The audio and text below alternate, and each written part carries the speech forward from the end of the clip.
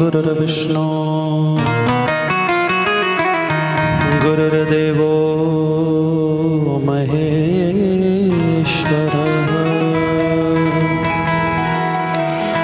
गुरुः साक्षात् परब्रह्म तस्मै श्री गुरवे नमः।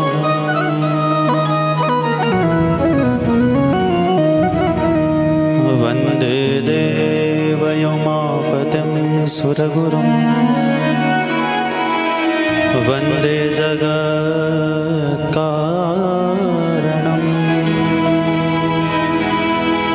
वन्दे पन्नगभूषणं मृगधरं वन्दे पशूनां पतिं वन्दे सूर्यशशाङ्कवह्निनयनं वन्दे मुकुन्दप्रियं वन्दे भक्तजनाश्रयं च वरदं वन्दे शिवं शङ्करम्। काली काली महाकाली कालिका परमेश्वरी सर्वानन्दकरे देवी नारायणि नमोस्तुते। पधारिये हनुमान जी विराजिए महाराज कथारंभ होत है रखूं हमारी लाज। हरे कृष्ण कृष्ण कृष्ण हरे हरे हरे राम राम राम हरे हरे।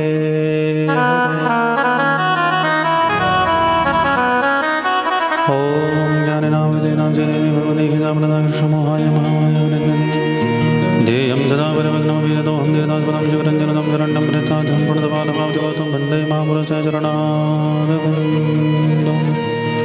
बोलिए शंकर भगवान की श्री जगदम्बा मैया की श्री हनुमान जी महाराज की श्रीमद् सद्गुरुदेव सरकार की श्री माहुनाग भगवान की जय जय श्री राधे जय जय श्री राधे जय जय श्री राधे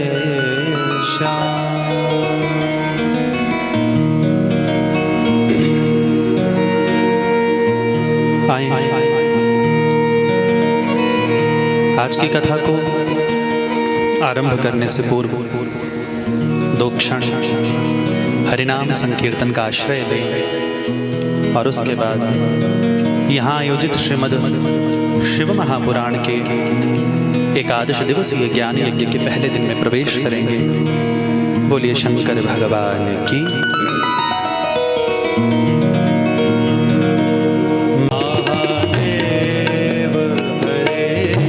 भोलेनाथ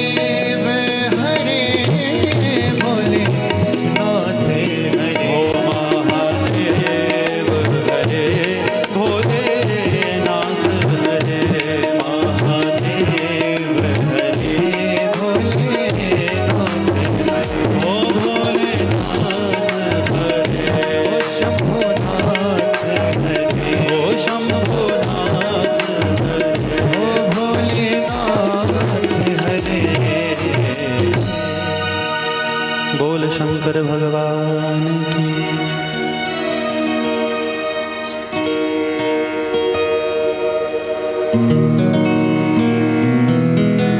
बोलिए शंकर भगवान की। अनंत कोटि ब्रह्मांड नायक श्रीमद सद्गुरुदेव जी के पावन चरण कमलों में प्रणाम करते हुए, कैलाशपति अवघड़दानी भगवान शंकर के पावन चरण कमलों में प्रणाम करते हुए, अनंत बलवंत श्री हनुमंत लाल जी महाराज के पावन चरण कमलों में प्रणाम करते हुए, भगवान श्री माहुनाग जी की विग्रह उपस्थिति को प्रणाम करते हुए, स्थान देवता कुलक्षेत्र आदि देवों को प्रणाम करते हुए, पूज्य संत समाज के पावन चरण कमलों में प्रणाम करते हुए, और आप सभी के भीतर विराजमान उस पारब्रह्म परमेश्वर को प्रणाम करते हुए, मेरी व्यासपीठ आप सभी का इस कथा पंडाल में हार्दिक स्वागत करती है। प्रेम से कहो नमः शिवाय। बहुत सौभाग्य की बात है कि भैया देखो भगवान कैसे संयोग जोड़ता है। गुजरात से पधारे हमारे मुख्य यजमान श्री हसमुख भाई एवं परिवार और पूज्य श्री अंगद गिरी महाराज जी की पावन सानिध्यता में यहाँ बड़ा सुंदर एकादशाह 11 दिन का श्री शिव महापुराण की कथा का समायोजन हुआ है, जिसमें मुझदास को कथा बांचने का अवसर प्राप्त हुआ है। तो मैं पूरे हिमाचल प्रदेश की ओर से भी यजमान परिवार का हिमाचल प्रदेश में हार्दिक स्वागत करता हूँ।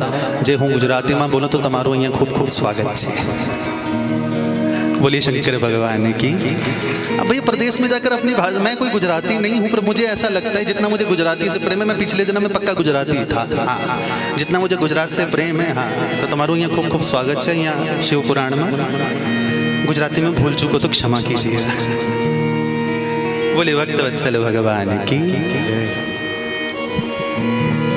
ले चलूंगा आपको कथा की मूल धारा की ओर, पर पहले कुछ बातों से आपको परिचित करवाना चाहूंगा।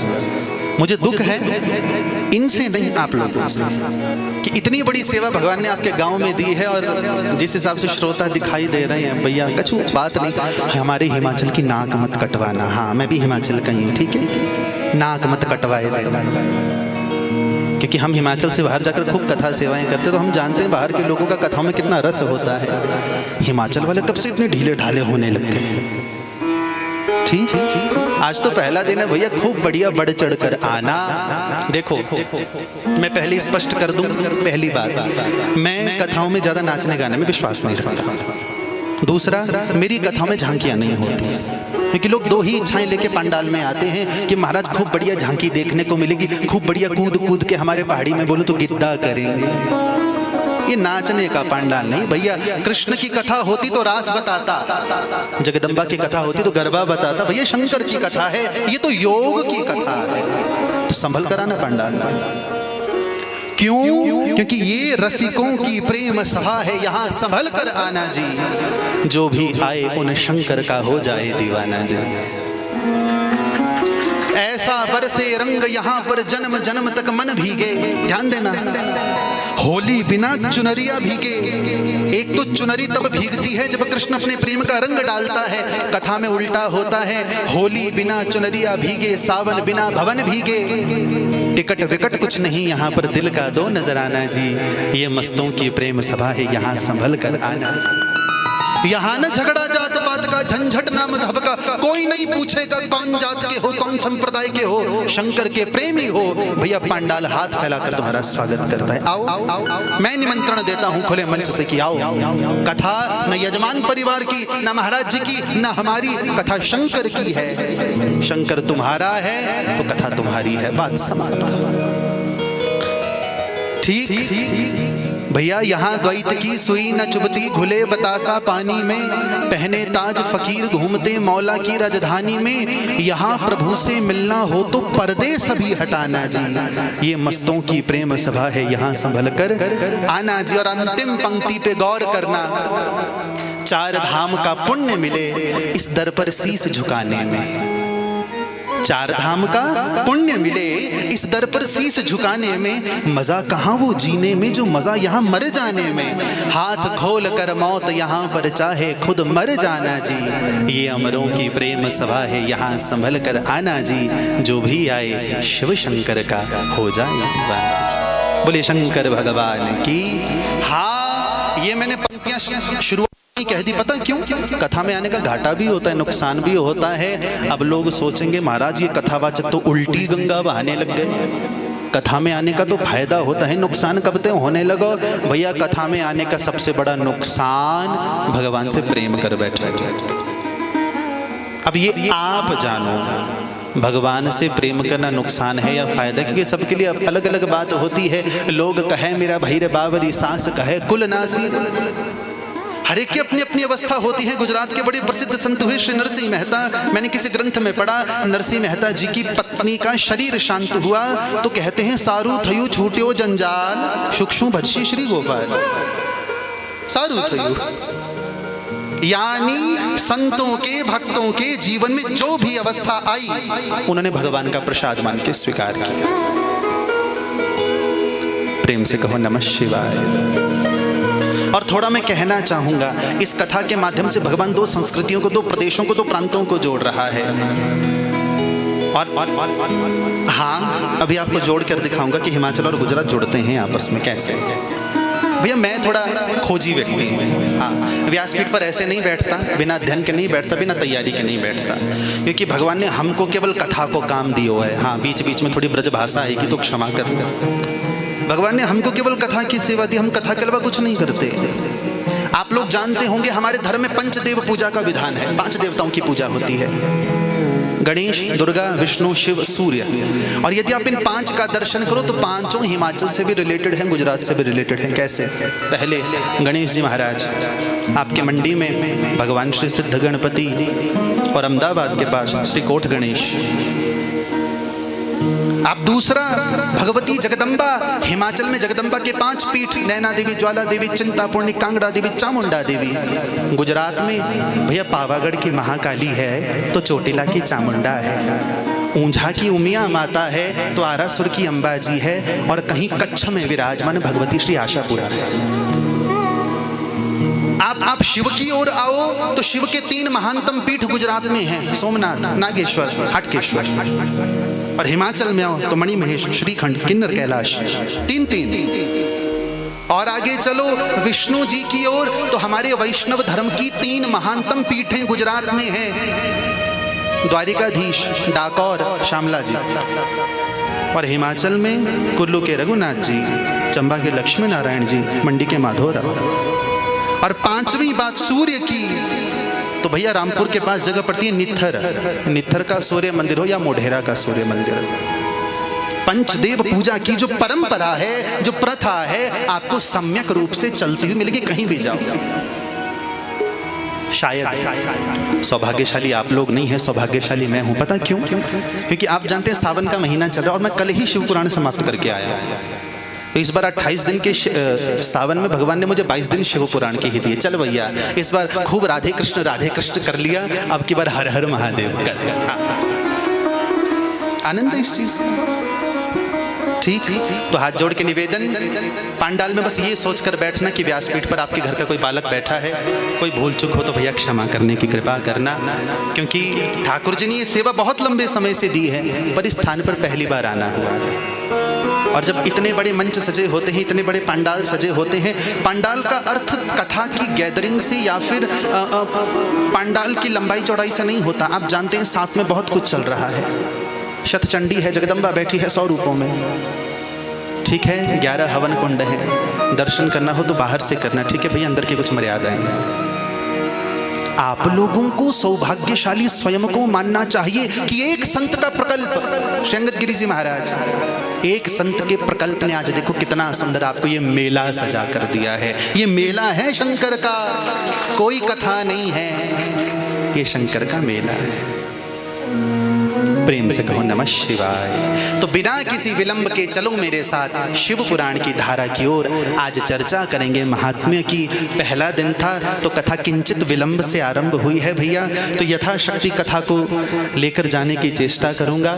और पहले ही आपको निवेदन कर दूं कि कल से कथा नियत समय पर, निश्चित समय पर 1 से 4 बजे तक चलेगी, ठीक है?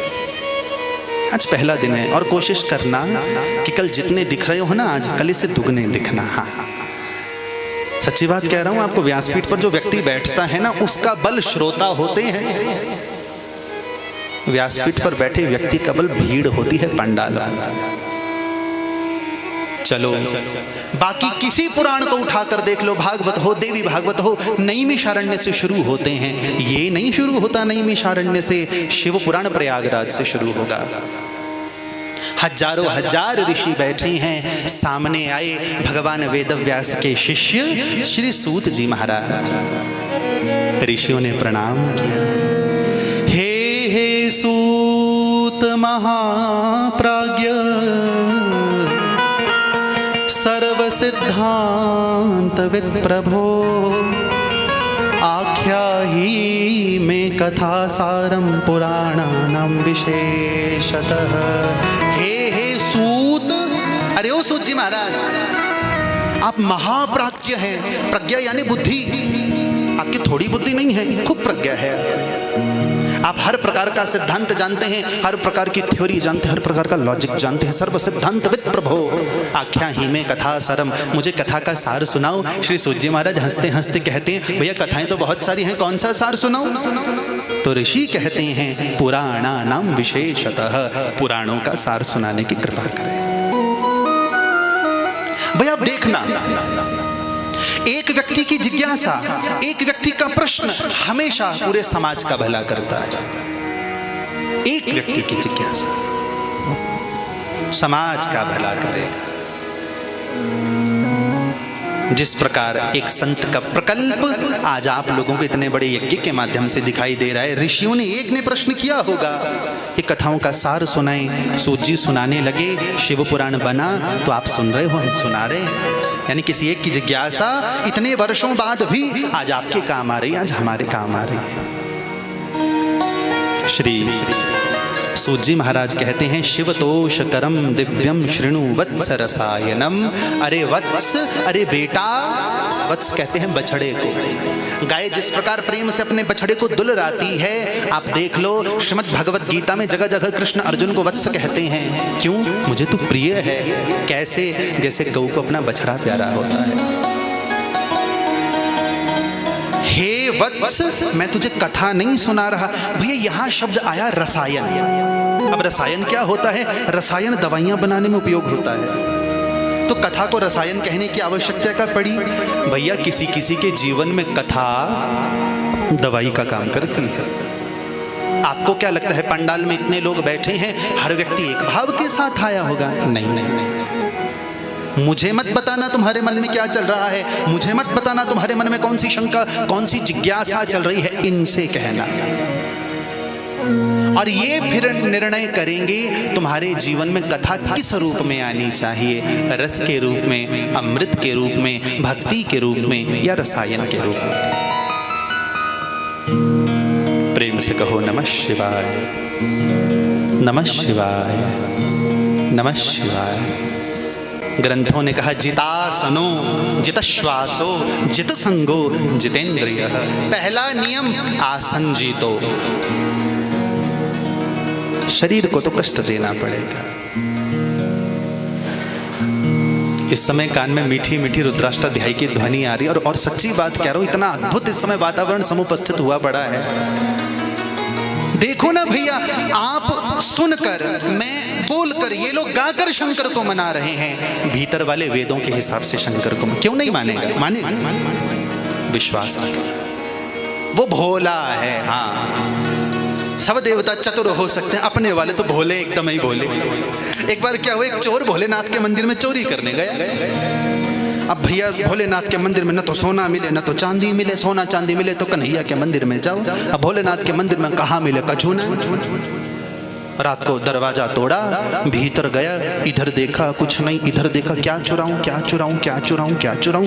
भोलेनाथ की शिवलिंग के ऊपर एक बहुत बड़ी घंटी टंग रखी थी। चलो भैया भागते चोर की लंगोटी सही, घंटी ले जाएंगे, घंटी बेचेंगे तो 400-500 रुपया आ जाएगा, अपनी चोरी सफल। हाँ, सक्सेसफुल। अब चढ़ूं तो चढ़ू घंटी ऊंची, कहाँ चढ़ूं? चढ़ने को कुछ नहीं मिला। आव देखा ना ताव, शिव जी पर पैर रखा और चढ़ गए। और जो ही भोलेनाथ पर इसने दोनों पैर रखे, घंटी को चुराने के लिए चढ़ा, डम डम डमरू बजाते हुए भगवान शंकर प्रकट हुए। मैं तेरी तपस्या से प्रसन्न हूं, वरदान मांग। चोर कहता भोलेनाथ कुछ गड़बड़ तो नहीं हो गई, किसी और के पास जाते जाते हमारे पास आ गए। भोलेनाथ कहते नहीं। चोर कहता मैं चोरी करने के लिए आप पे चढ़ा। भगवान कहते झट तू झूठ बोलता है, कोई फूल चढ़ाता है, कोई फल चढ़ाता है, कोई बिल्व पत्र चढ़ाता है, तूने अपने आप को ही चढ़ा दिया। ये अपना भोला है भैया, ये शंकर है, ये शंकर है। क्योंकि जगत में पूजे जाने वाले सभी कंकर नहीं होते, जगत का जहर पीने वाले सभी शंकर नहीं होते, वो शंकर है। बोलिए शंकर भगवान की। बे सच्ची बात कह रहा हूं, जितनी ठाकुर जी ने सामर्थ्य दी है, जितनी बुद्धि दी है, मैं कथा बांटने की कोशिश करूंगा। कोशिश, क्योंकि वेदव्यास जी ने पुराण लिखे और वेदव्यास जी खुद कहते हैं कि मैंने समझ नहीं पाया। अब ये आप जानो कितना समेट पाओगे। और जितनी देर कथा में बैठो मन ही मन चलता रहे। नमः शिवाय, नमः शिवाय, नमः शिवाय, नमः गाओ हो हर हर भोले, नमः शिवाय, हर हर भोले, नमः शिवाय, ओम नमः शिवाय, नमः शिवाय, नमः शिवाय, ओम नमः शिवाय, ओ हर हर भोले, नमः शिवाय, हर हर भोले, नमः शिवाय। बोल शंकर भगवान की। इस मंत्र के पीछे की महिमा क्या है? ओम नमः शिवाय जपा जाए, नमः शिवाय जपा जाए, क्या है पूरा बताऊंगा, पर क्रम के साथ। एक चीज और स्पष्ट करूं कि जो आरंभ की 1-2 दिन की कथा होती है ना शिव पुराण की, वो कहीं कहीं आपको थोड़ी नीरस लग सकती है। स्पष्ट किए देता हूं कारण, इसमें योग की बात है, दर्शन की बात है, लिंग पूजन पार्थिव पूजन की बात है। इसमें शिव की ऐसी लीलाओं की बात है जो शिव को योगी राज सिद्ध करती है। तो हो सकता है कि आरंभ की कथा को किंचित नीरस लगे, तो भैया कुछ अन्य प्रसंगों को जोड़ता हुआ कथा का रस बनाए रखने की कोशिश करूंगा। क्योंकि मूलतः ठाकुर जी हमसे भागवत की भक्तमाल की सेवा लेते हैं, हनुमान कथा की सेवा लेते हैं। पर मैं सच्ची बात कह रहा हूं, शिव पुराण में आनंद खूब आता है। प्रेम से कहो नमः शिवाय, नमः शिवाय, नमः शिवाय। सूत जी कहते मुनियों सुनो, मैं तुम्हें वो दिव्य कथा सुनाऊंगा जो कैसी है। काल व्याल महात्रास विध्वंस करमुत्तमम, जो काल रूपी सर्प के भय को विध्वंस करने में श्रेष्ठ है। ऐसी कथा मैं तुमको सुनाऊंगा। संत कहते हैं गुरुदेव ये तो 11 दिन की कथा है, न सुनी जाए तो तुलसीदास जी कहते हैं एक घड़ी आधी घड़ी, आधी से पुनि आध, तुलसी संगत साध की हरे कोटि अपराध। एक घड़ी आधी से पुनि आध। शिव पुराण ने इससे भी आगे तुमको छूट दे दी, कथा नहीं सुन सकते, मन से प्रणाम कर लिया, शिव पुराण का फल मिल गया। प्रणाम करना। मैंने देखा है लोगों की बहुत बुरी आदत होती है, भैया तुम घर के चौबारे पर बैठे हुए हाथ में अखबार लिए चाय की चुस्कियां ले रहे हो, नीचे के रास्ते से ग्रंथ जा रहा है, उठकर प्रणाम किया करो। ग्रंथ कहता है हे मुनियों, जो श्रद्धा से भक्ति से भाव से इस ग्रंथ को मात्र प्रणाम भी करता है उसे शंकर की प्राप्ति होती है। क्यों? ये ग्रंथ नहीं है, ये साक्षात शंकर है। तो विश्वास से आना भैया। मानो तो मैं गंगा माँ हूं, ना मानो तो बहता पानी। ये आपको समझना। अब ऋषियों ने पूछा गुरुदेव इस ग्रंथ का विस्तार क्या है? तो सूत जी कहते हैं पहले इस ग्रंथ में 1 लाख श्लोक थे। जैसे भागवत में स्कंद चलते हैं, रामकथा में कांड चलते हैं, भी शिव कथा में संहिताएं चलती हैं। हे ऋषिगण, पहले इस ग्रंथ में 1 लाख श्लोक थे, 12 संहिताएं थी। भगवान वेदव्यास ने देखा इतना बड़ा ग्रंथ लोग तो दूर से ही प्रणाम करके निकल जाएंगे, तो सब पर कृपा करने के लिए वेदव्यास जी ने 1 लाख श्लोक के ग्रंथ को छोटा किया। श्लोक बचे 24,000। हट गए। इसमें 7 संहिताएं हैं। विद्येश्वर संहिता, रुद्र संहिता, शतरुद्र संहिता, कोटि रुद्र संहिता, उमा संहिता, कैलाश संहिता, वायवीय संहिता, 7 संहिताएं। और एक एक संहिता मानो साक्षात शंकर का स्वरूप है। जो इस संहिताओं का सुनता है, पठन श्रवण करता है, उसको भगवान की कृपा की अवश्य प्राप्ति होती है। पर बात भैया विश्वास की आती है। तो आज श्री सूत जी महाराज शिव पुराण को प्रणाम करके कथा को आगे की ओर लेकर चलते हैं। वंदे शिव पुराणम ही सर्वदा हम प्रसन्नधि शिव प्रसन्नताम यायात दद्यात् स्वपदयोरतिम। कि इस शिव पुराण को जो प्रेम से सुनता है, यदि उस पर शंकर खुश हो जाएं तो क्या देते हैं? स्वपदयोरतिम, अपने चरणों का प्यार। कितनी सुंदर बात है। जब चरणों का प्यार ही मिल जाएगा ना भैया, तो कुछ और मांगोगे क्या? जब भगवान सामने प्रकट होते हैं, क्या मांगना चाहिए भैया? हम तो हाथ में पर्चा लिए घूमते हैं, गाड़ी दे दे, बंगला दे दे, सोना दे दे, चांदी दे दे, और फिर क्या कहेंगे? तन मन धन सब तेरा। एक अच्छी समझ नहीं आई भैया। माफ करना, हम भगवान के सामने ना डबल स्टैंडर्ड्स रखते हैं। हाँ, तन मन धन सब तेरा, और फिर कहेंगे सुख संपत्ति घर आवे। गजब है भैया, गजब ही काम। भगवान नहीं मांगता तुमसे कुछ।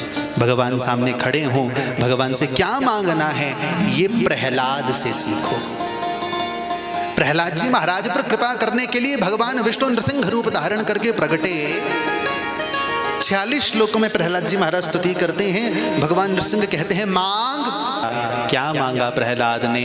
यदि राशीष में कामान वरास्त्वं वरद ऋषभ कामानां हृद संदोहम वरदस्तु वृणे वरम। दे सकते हो इतना दे दो, आज के बाद मांगने की कोई इच्छा ही ना हो।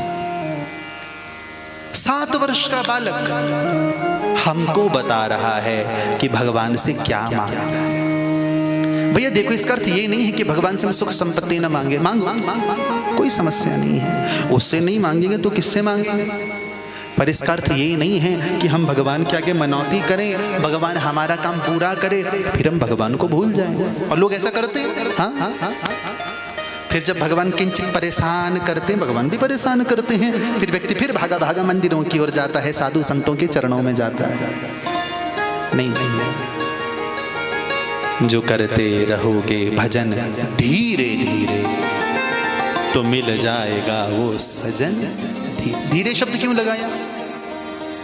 क्योंकि कबीरदास जी ने कहा धीरे धीरे रे मना धीरे सब कुछ होय, माली सींचे 100 घड़ा ऋतु आए फल।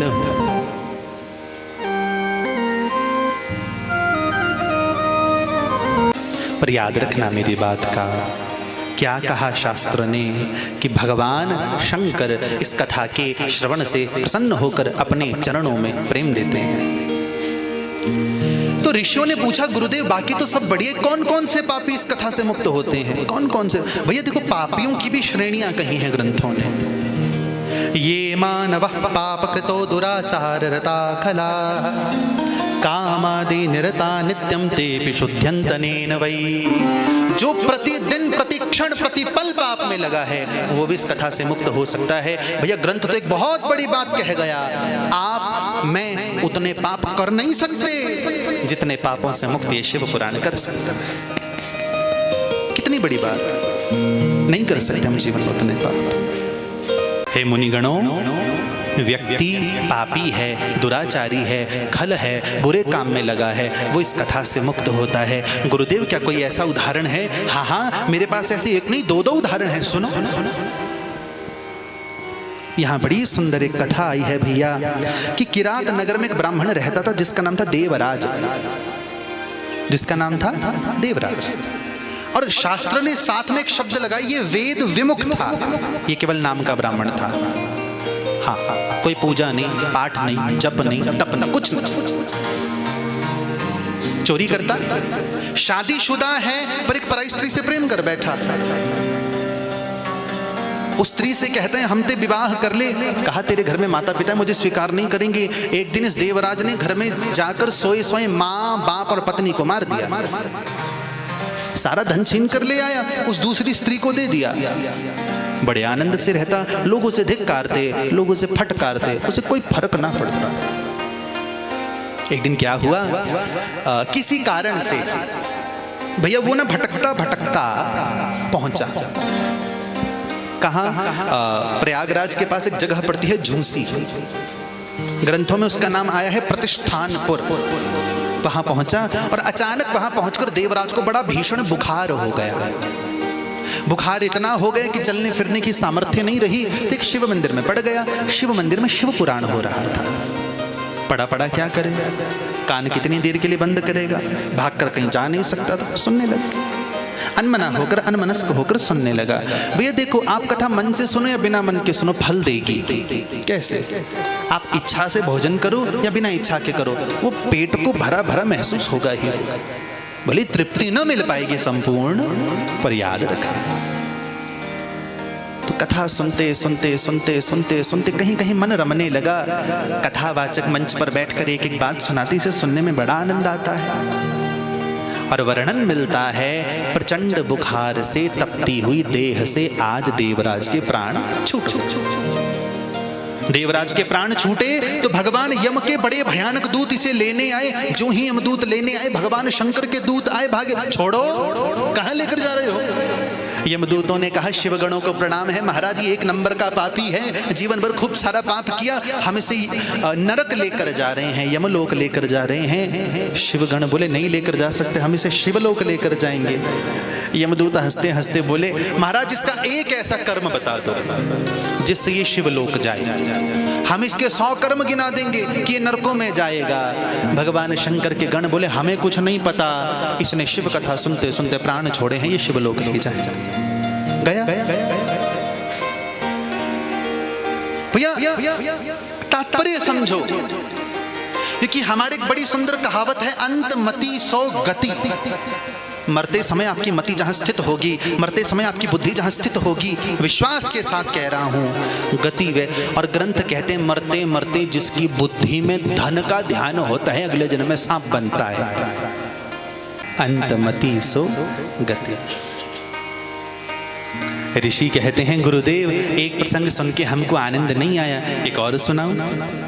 तो आज सूत जी महाराज कथा को आगे बढ़ाते हैं। एवं कुजन संवासे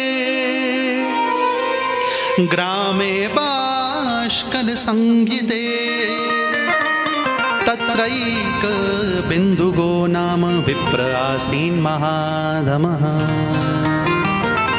एक बाष्कल नामक नगर है, वहां पर एक ब्राह्मण रहता है जिसका नाम बिंदुग। और शास्त्र ने क्या कहा, बिंदुग कैसा है? महाधमा, बिल्कुल अधम, बिल्कुल पापी। पत्नी है, नाम चंचुला।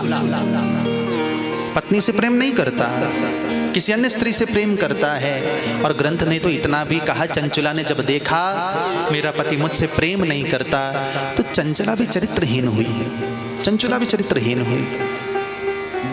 एक दिन बिंदुक को पता चला कि ये किसी पर पुरुष से मिलने जाती है। बिंदुक ने उसे बहुत मारा और चंचुला आक्रोश में बोली कि आप स्वयं कौन सा मेरे साथ पूरी ईमानदारी के साथ संबंध निभा रहे हैं। बिंदुक कहता है, एक स्त्री के लिए पति ही भगवत स्वरूप होता है। यहां प्रवचन दे रहा है। चंचुला को जितना बन पड़ता, चंचुला उतनी बिंदुक की सेवा करती। बिंदुक मर गया। समझना इस कथा को। अब चंचुला के पोते पड़पोते हो चुके हैं, बूढ़ी हो चुकी है। एक दिन अपने बच्चों से कहा, मैं कहीं दूर तो नहीं जा सकती, पास के किसी तीर्थ में ले चलो। भैया दक्षिण भारत में कर्नाटक में एक स्थान पड़ता है जिसे हमारे ग्रंथों ने कहा गोकर्ण तीर्थ। ये कौन सा स्थान? ये वही स्थान जहां भागवत के महात्म्य की कथा आप लोग सुनते हैं। गोकर्ण ने धुंधुकारी को कथा सुनाई थी। और शिव पुराण में गोकर्ण धाम की क्या महिमा है। सर्वेषां शिवलिंगानां सार्वभौमो महाबलः चतुर्युगे चतुर्वर्ग सर्वपापापहारकः। धरती पर जितने भी शिवलिंग हैं उनका राजा गोकर्ण में बैठे भगवान महाबलेश्वर। महाबलेश्वर सर्वेषां शिवलिंगानां सार्वभौमो महाबलः। सबसे ऊपर महाबलेश्वर कैसे हैं? चतुर्युगे चतुर्वर्ण सर्व पापापहारकः। चारों युगों में चारों वर्णों का पाप हरने वाले हैं। कभी समय मिले दर्शन करना। और वह शिवलिंग कैसा है? जैसा गाय का सींग होता है, गोश्रृंग रूप में वहां पर शिवलिंग है। तो आज चंचुला अपने पोतों के साथ, बेटों के साथ भटकती भटकती पहुंची गोकर्ण। तो अम्मा तू घूम, हम थोड़ा टहल के खा के, जैसा होता ही है। तो बच्चे अपने अपने चले गए। ये टहलती टहलती किसी मंदिर में प्रणाम करती, किसी को धोक देती, किसी को जय जय करती आगे बढ़ रही। एक शिव मंदिर था, संभवतः महाबलेश्वर ही था। शिव पुराण चल रहा था। भैया शिव पुराण में ना अंतिम दिन की कथाओं में नरकों का वर्णन आता है। आएगा सुना।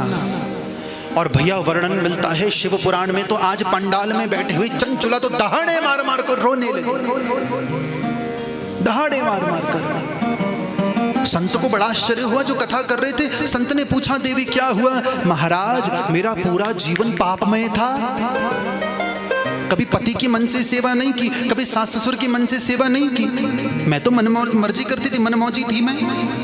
आपने नरकों की गति सुनाई। मुझे लगता है अब तो यमदूत मुझे नुकीले नुकीले अस्त्रों से भेजेंगे। अब तो खौलते हुए तेल के कड़ाहों में मुझे डाला जाएगा। न जाने नरकों में कितनी प्रताड़ना मुझे दी जाएगी। मेरी रक्षा कीजिए। आप एकमात्र मेरे गुरुदेव हैं, मेरे आश्रय हैं। मैं आपके श्री चरणों का अवलंबन करती हूँ, मेरी रक्षा कीजिए। बड़ा आश्चर्य हुआ कथावाचक कि भैया अब इसमें क्या उपाय दूं? नहीं महाराज, मेरा पति भी ऐसे ही मर गया बिना भजन के। अब लगता है जीवन में भजन की जरूरत थी। तो आज उसी बात को सोच सोच के चंचुला रोती है, कृपा कीजिए। संत ने कहा, देवी ऐसा कर, शिव पुराण की कथा सुनी। अब शिव की उपासना कर। भैया देखो, शिव पुराण ऐसा कहता है यदि आप नमः शिवाय मंत्र का जाप भी करो तो गुरु से लेकर बिना गुरु के। प्रेम से कहो नमः शिवाय, नमः शिवाय, नमः शिवाय। मैं देख रहा हूं बहुत से लोग नमः शिवाय नहीं बोल रहे हैं। कोई बात नहीं भैया, हम हठ नहीं करेंगे। मजबूरी होती है अपनी अपनी। हाँ, मजबूरी होती है। भगवान का नाम नहीं लेना भी मजबूरी होती है। एक बार कहीं कथा चल रही थी तो आगे एक अम्मा बैठी थी। तो महाराज बड़े प्यार से संकीर्तन करावे, कंस निकंदन ब्रज जन रंजन देवकी नंदन तव शरणम। अब अम्मा के पति का नाम देवकी नंदन। अब पहले तो लेते नहीं थे, आजकल की तो राम नाम। हाँ, तो अम्मा भी कीर्तन करे, कंस निकंदन ब्रज जन रंजन तव शरणम। महाराज बोले, मैं ये हूँ क्या है? कहा महाराज हमारे में पति का नाम नहीं लेते तो मत गा। नहीं महाराज, नहीं गाऊंगी तो फल कैसे मिलेगा? तो पूरा गा। नहीं महाराज, पति का नाम नहीं लेते तो मत गा, तो फल कैसे मिलेगा? तो पूरा गा। अब दोनों भैया अड़ गए। और बात भी सही है, कोई हूँ करेगा तो ताल टूटती है। तो अम्मा घर लौटी, पूरी रात सोचती रही क्या करूं, पति का नाम भी ना लेना पड़े, भगवान का कीर्तन भी हो जाए। अगले दिन अम्मा कथा में पहुंची। व्यास जी ने कथा बाद में शुरू की। पहले अम्मा से पूछा, कीर्तन करेगी? हाँ महाराज। पूरा करेगी? हाँ महाराज। तो नहीं करेगी? नहीं महाराज, नहीं करेगी। अब लगे महाराज संकीर्तन करवाने। कंस निकंदन ब्रज जन रंजन देवकी नंदन तब शरणम। अम्मा भी गाए कंस निकंदन ब्रज जन रंजन गुड़िया के पापा तब शरण।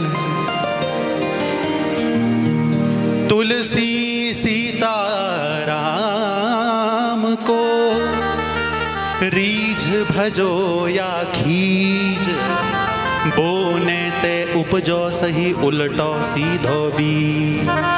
भजा करो साहब, भजा करो, भगवान का नाम लिया करो। तो आज उस कथावाचक को गुरु के स्वरूप में धारण करके चंचुला बैठी है तुंगभद्रा नदी के किनारे। संत ने हाथ में भस्म ली, शंकर का नाम लगाकर मली है, उसके माथे पर त्रिपुंड लगाया है, उसके कान के पास मुख लेकर गए। संत ने मंत्र फूंक दिया, नमः शिवाय।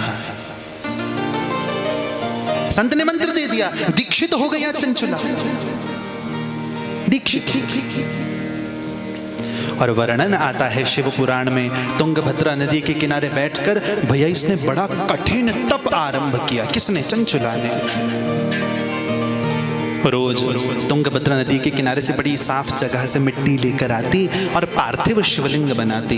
भैया हमारे हिमाचल में कल्चर थोड़ा कम है पार्थिव शिवलिंगों का। कल हम सुंदरनगर से शिव पुराण कर आए, तो एक दो दिन पहले, क्योंकि एक संत के द्वारा वहाँ शिव पुराण हो रहा था, तो उन महाराज श्री की आज्ञा से हमने पार्थिव पूजन करवाया और लोगों ने बड़ा बढ़ चढ़कर भाग लिया।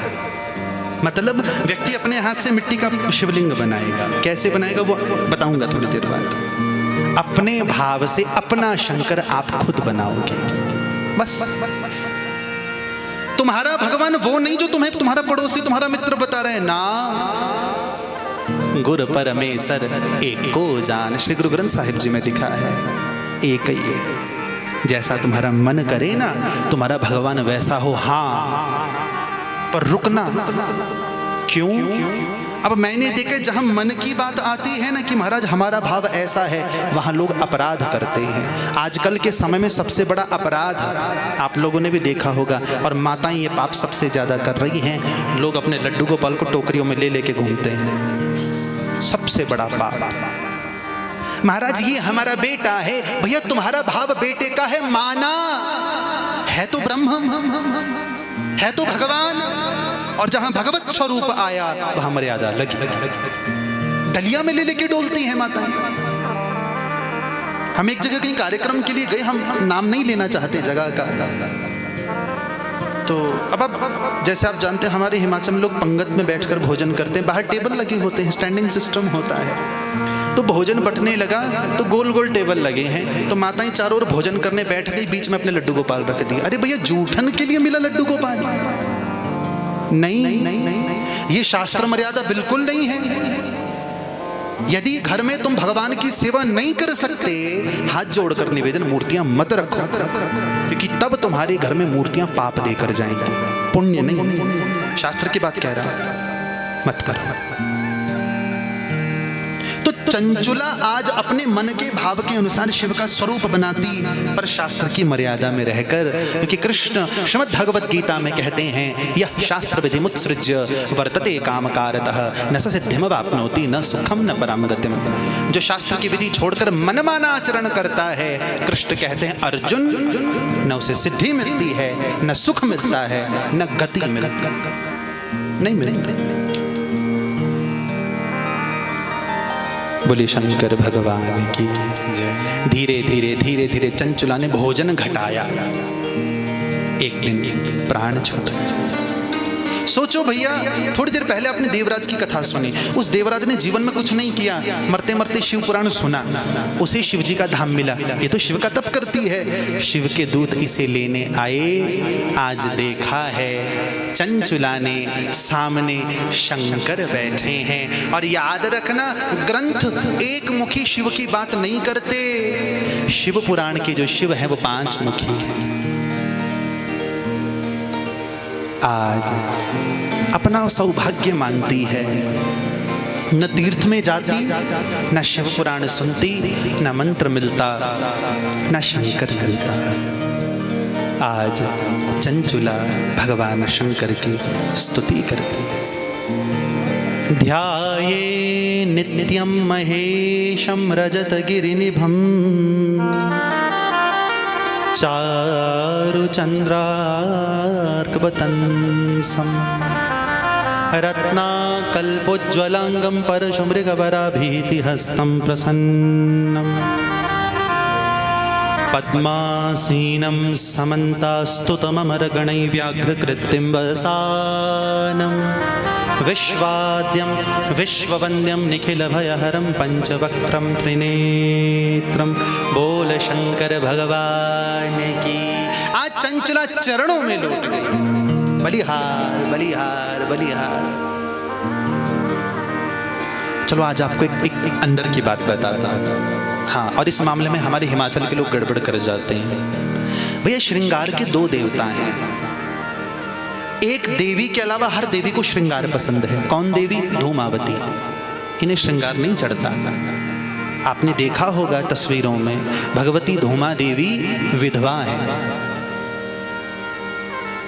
देवी भागवत होता तो विस्तार दे देता, स्पर्श कर रहा है। धूमा देवी विधवा है। पार्वती हैं जो क्रोध में शंकर का भक्षण कर गई थी, तो इन्हें श्रृंगार नहीं चढ़ता। बाकी इनके अलावा हर देवी को श्रृंगार पसंद है। पर 2 देवता ऐसे हैं जिन्हें श्रृंगार पसंद है। पहले विष्णु, और विष्णु में भी विशेषकर राम और कृष्ण। दूसरे शंकर। हाँ, हिमाचल में तो मजाल है, कोई भोलेनाथ का श्रृंगार करे। हाँ, जो उनकी तपतपाती गर्मी हो या दिसंबर की बर्फ पड़ी हो, भोलेनाथ पे तो ठंडे पानी को लोटो ही चढ़ेगा। हाँ, खुद भले 100 लोड़ के जाएंगे, कांपते कांपते हर हर महादेव लो बोले। हाँ? होता है भैया। भोलेनाथ का कभी दर्शन करना हो ना श्रृंगार का, तो सबसे गजब श्रृंगार मुझे लगता है 2 ज्योतिर्लिंगों में होता है। पहला सोमनाथ, क्या गजब स्वरूप धारण करते हैं भोलेनाथ। दूसरा महाकाल, उज्जैन। और आप यदि कभी सोमनाथ जाएं तो सोमनाथ मंदिर के ठीक बगल में इंदौर की महारानी श्री अहिल्याबाई होलकर जी के द्वारा एक शिव मंदिर बना है, और उसका हूबहू वैसे ही श्रृंगार होता है जैसा श्री सोमनाथ जी का होता है। करूंगा चर्चा आने वाले दिनों में, जब हम ज्योतिर्लिंगों पर चर्चा करेंगे। और भैया याद रखना, मेरी व्यासपीठ केवल शास्त्र की बात नहीं करती, आपको सुनना पड़ेगा कैसे हमारे तीर्थों ने विदेशी आक्रमणों को झेला है। ठीक, हिंदू धर्म खड़ा यूं ही नहीं है, इतने वर्षों से लड़ा है, लड़ रहा है। समझना। तज दर्शन करती है चंचुला भगवान शंकर का। पार्वती जी को चंचुला बड़ी प्यारी लगी, और किस्मत देखो, पार्वती जी ने चंचुला को अपनी सखी बना लिया। सखी। सुबह सुबह का समय, आज भगवती पार्वती दर्पण के सामने बैठे बैठे श्रृंगार कर रही हैं। चंचुला पास में ठाड़ी जगदम्बा को पंखा झल रही है। चंचुला की आंखों में आंसू हैं। माँ ने पूछा, बेटी क्या हुआ? कहा, माँ मैं तो आपके पास आ गई। मेरे पति ने पूरे जीवन पाप किया, मुझे नहीं पता वो कहाँ है। कुछ ऐसी कृपा करो कि मैं भगत हूँ, मैं तेरा भजन करती हूँ, मेरे पति को भी कुछ कुछ मिले। माँ भगवती मुस्कुराती मुस्कुराती कहती, पति का ध्यान, वो भी इतने समय बाद। चंचुला बोली, माँ बंधी हूँ, भूलूं कैसे। माँ भगवती ने कहा कि तेरा पति तो भयंकर नरकों को भोगता हुआ इस समय विंध्याचल पर्वत पर, विंध्याचल पर्वत उत्तर प्रदेश मध्य प्रदेश की सीमा पर पड़ता है। वैसे तो विंध्याचल पर्वत भैया मध्य प्रदेश से गुजरात तक फैला है, विंध्य पर्वत श्रृंखला। तो विंध्य पर्वत पर तेरा पति प्रेत रूप में आज चंचुला रोती रोती शंकर के चरणों में, पार्वती के चरणों में निवेदन करती है। आओ 2 पंक्तियों के साथ चलो, आप भी चलो, हम भी शंकर के चरणों में निवेदन करें। क्या? भोलेनाथ दया करना, मैं तेरे भरोसे हूँ।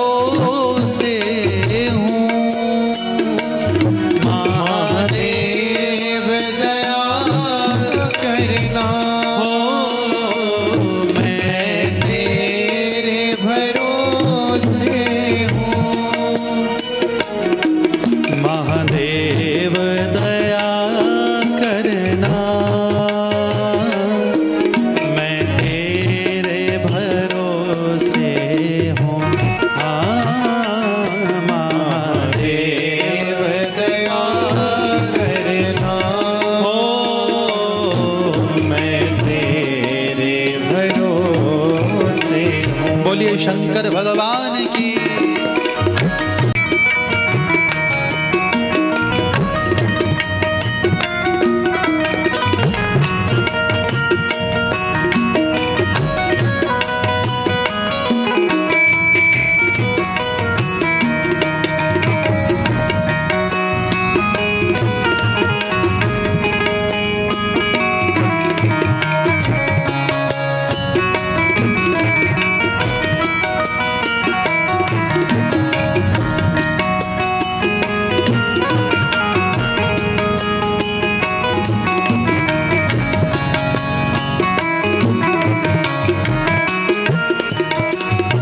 ना घर के भरोसे हूँ, परिवार भरोसे हूँ। ना घर के भरोसे हूँ, परिवार भरोसे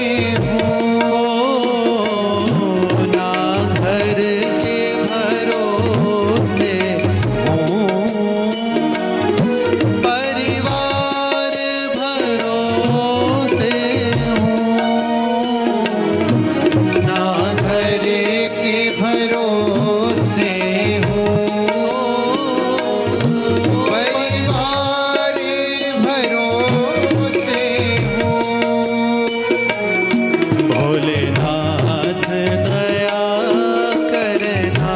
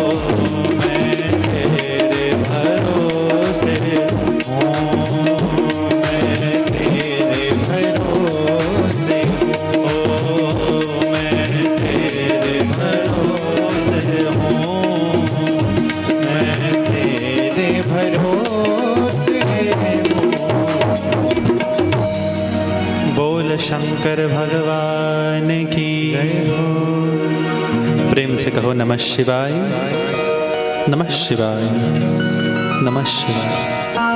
भगवान शंकर ने कहा कि देवी, तेरा पति तो विंध्य पर्वत पर बड़ा भयानक प्रेत हुआ है, हम यही चर्चा कर रहे थे। माँ, उसकी कृपा, उनकी मुक्ति का कोई साधन दो। भगवती पार्वती कहती हैं, यदि तेरा पति शिव पुराण की कथा सुने मुक्त होएगा। अब सुनाए कौन? वो प्रेत को। वर्णन मिलता है शिव पुराण के महात्म्य में, भगवती जगदम्बा पार्वती ने तुम्बुरु को बुलाया। अब ये तुम्बुरु कौन है? हल्का सा स्पर्श। तुम्बुरु गंधर्वों के राजा हैं। तुम्बुरु घोड़े के स्वरूप में हैं और तुम्बुरु इतना सुंदर गाते हैं मानो साक्षात सरस्वती। बस इतना मान लो। और भगवती जगदम्बा पार्वती के आदेश पर आज गंधर्वराज तुम्बुरु कैलाश पर आए। मां, आज्ञा दीजिए। ये दास आपके चरणों में ऐसी कौन सी सेवा कर सकता है। माँ, मैं परमदम सौभाग्यशाली हूँ कि आज जगदम्बा ने मुझे स्मरण किया है। माँ भगवती कहती है, ये मेरी सखी है चंचुला, ले जा, इसके साथ जा। इसका पति भयानक प्रेत हुआ पड़ा है। कहाँ?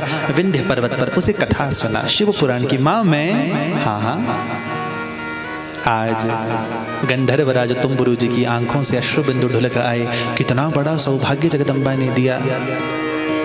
भैया देखो, बहुत बार कथाओं में ऐसा होता है, कथा बाँचते बाँचते हमारी आवाज़ डबडबाने लगती है। क्यों? बस यही विचार करके कि खाक मुझ में कोई कमाल रखा है। मेरे दाता, मुझे तो तूने संभाल रखा है। मेरी गलतियों पे डाल के पर्दा मुझे अच्छों में डाल रखा है। मेरा नाता खुद से जोड़कर मेरी मुसीबतों को टाल रखा है। मैं कब का मर गया होता, मुझे तेरी करुणा ने संभाल रखा है। ये कृपा की बात है साहब, कृपा की। तो आज तुम्बुरु और दर्शन करो। पहली शिवपुराण की कथा पता कैसे हुई है? इतिहास में कथावाचक ने हाथ में एक तारा लेकर कथा गाई है। हाँ, अब तुम्बुरु बोलेंगे तो नहीं, कथा गाएंगे। तो तुम्बुरु आज भैया बिंदुक को शिवपुराण की कथा सुनाने पहुंचे। तो जैसे आप लोग भागवत में सुनते हो ना कि धुंधुकारी कथा सुनने बैठा, अंत में उसको एक बांस में बैठना पड़ा। तो आज जब तुम्बुरु जी गए हैं, तुम्बुरु जी ने क्या किया? अब बिंदुक बैठकर कथा नहीं सुन पा रहा, तो उन्होंने पाश से, मंत्रों से बांधा बिंदुक को। सामने बैठा बिंदुक, इधर बैठे श्री तुम्बुरु जी, बगल में रोती रोती बैठी है चंचुला। आज गाते गाते गंधर्वराज तुम्बुरु शिव कथा बांचने लगे। और वर्णन मिलता है शिव कथा हो रही है, ये बात सुनकर हजारों हजार भक्त मुनि वहां कथा सुनने पहुंचे। कथा समाप्त हुई। भगवान शिव के दूत यान लेकर आए हैं, विमान लेकर आए हैं। बिंदुक एक कथा के प्रभाव से शिव का हो गया, एक कथा के प्रभाव से।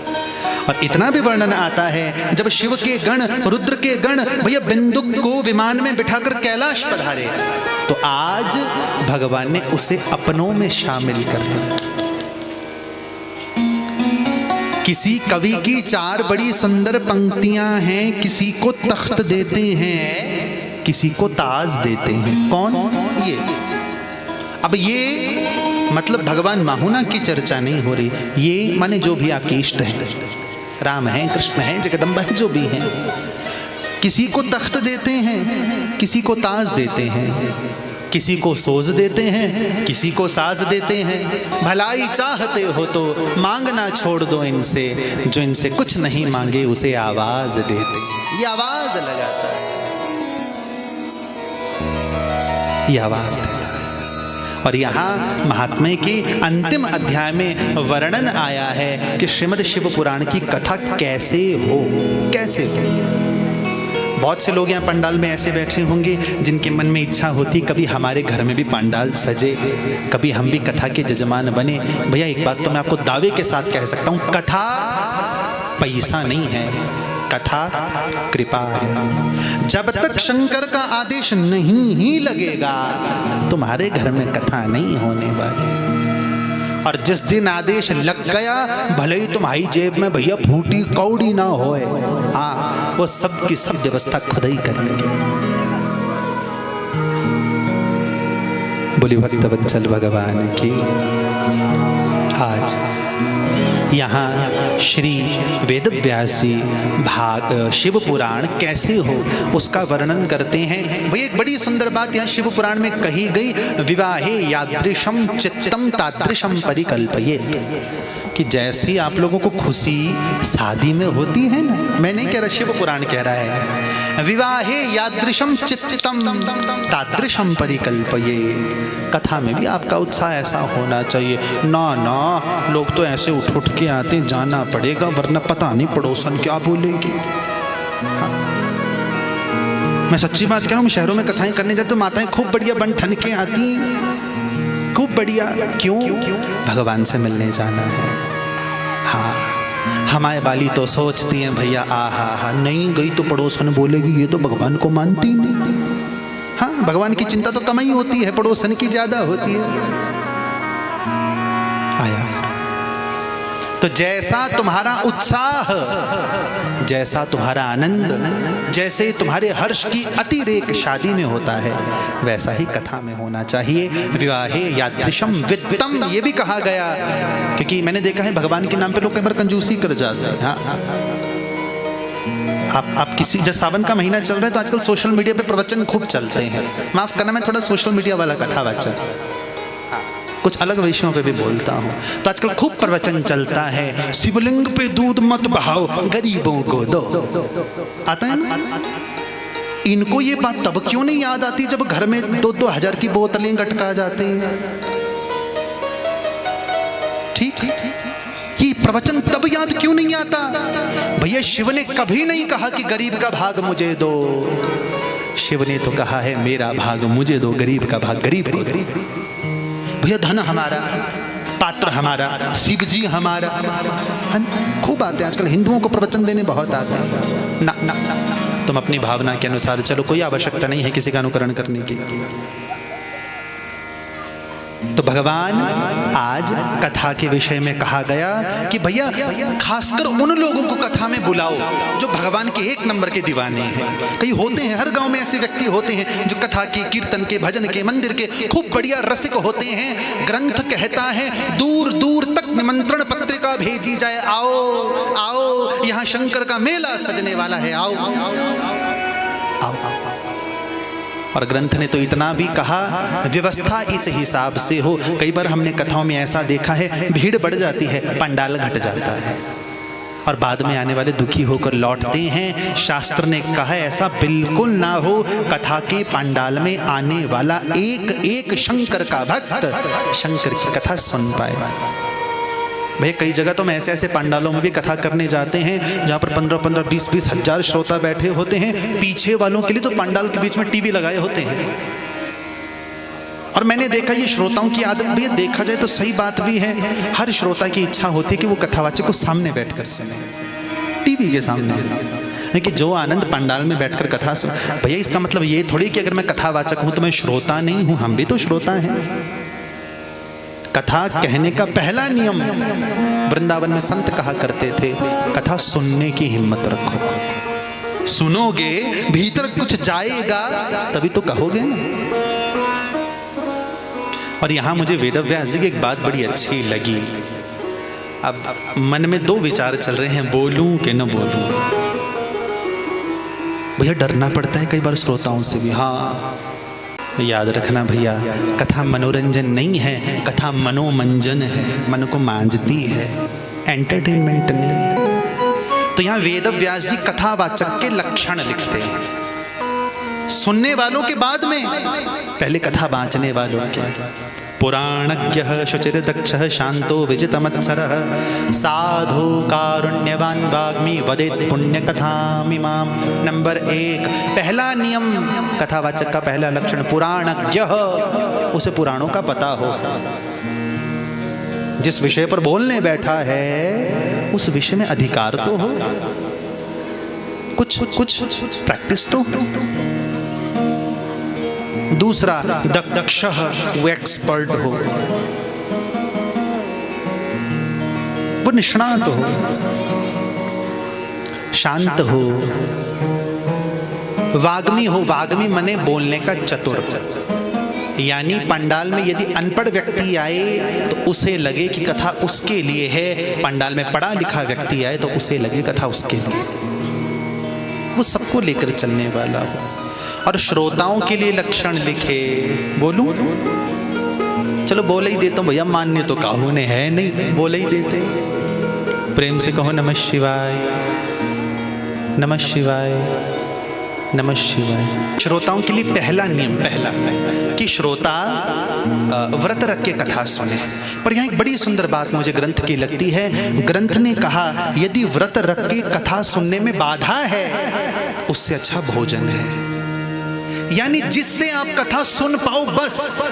भैया धरती पर नहीं बैठ सकते, कुर्सी का सहारा लो, कोई मना नहीं करता। ये तप नहीं है, ये भजन है। शरीर की समस्याएं हर व्यक्ति के साथ होती हैं, नहीं बैठ सकते धरती पर, कोई समस्या नहीं है। अब कुर्सी का अवलंबन करें, पर बस निवेदन इतना, हाथ जोड़ के 3 घंटे नहीं 3 मिनट बैठो पंडाल में, ईमानदारी के साथ बैठो। तुम्हें ये ना मतलब हो कौन आया कौन नहीं आया क्या नहीं आया, कुछ नहीं। 3 घंटे के लिए भूल जाओ, सब भूल जाओ। कथा का नियम है, कथावाचक के पंडाल में आने से पहले पंडाल में अपना स्थान ग्रहण करो, और कथावाचक के व्यासपीठ छोड़ने के बाद पंडाल छोड़ो।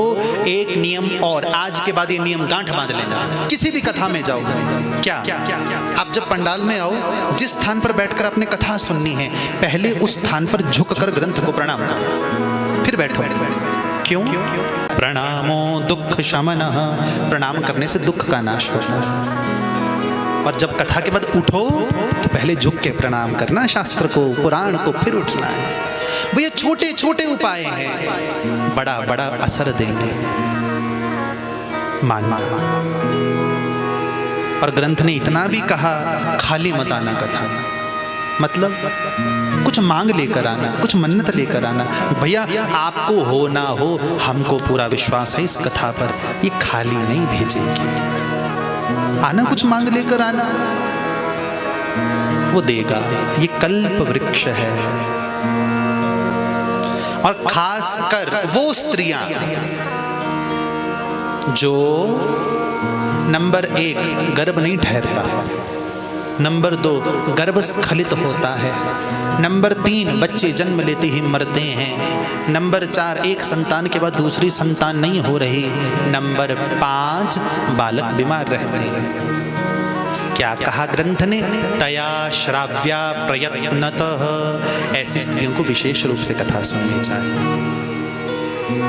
और एक छोटी सी बात और कहूँगा, भैया मुझे नहीं पता यहाँ बिल्वपत्र होते हैं कि नहीं होते हैं। होते हैं यहाँ पर?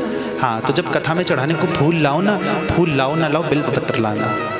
शिव पुराण चल रहा है। और एक छोटा सा उपाय देता हूँ आपको, चलो आज व्यासपीठ से, कल से जब पंडाल में आओ, चढ़ाने के बिल्वपत्र लाओ, बिल्वपत्र के 3 पत्तों पे राम राम लिख के आना,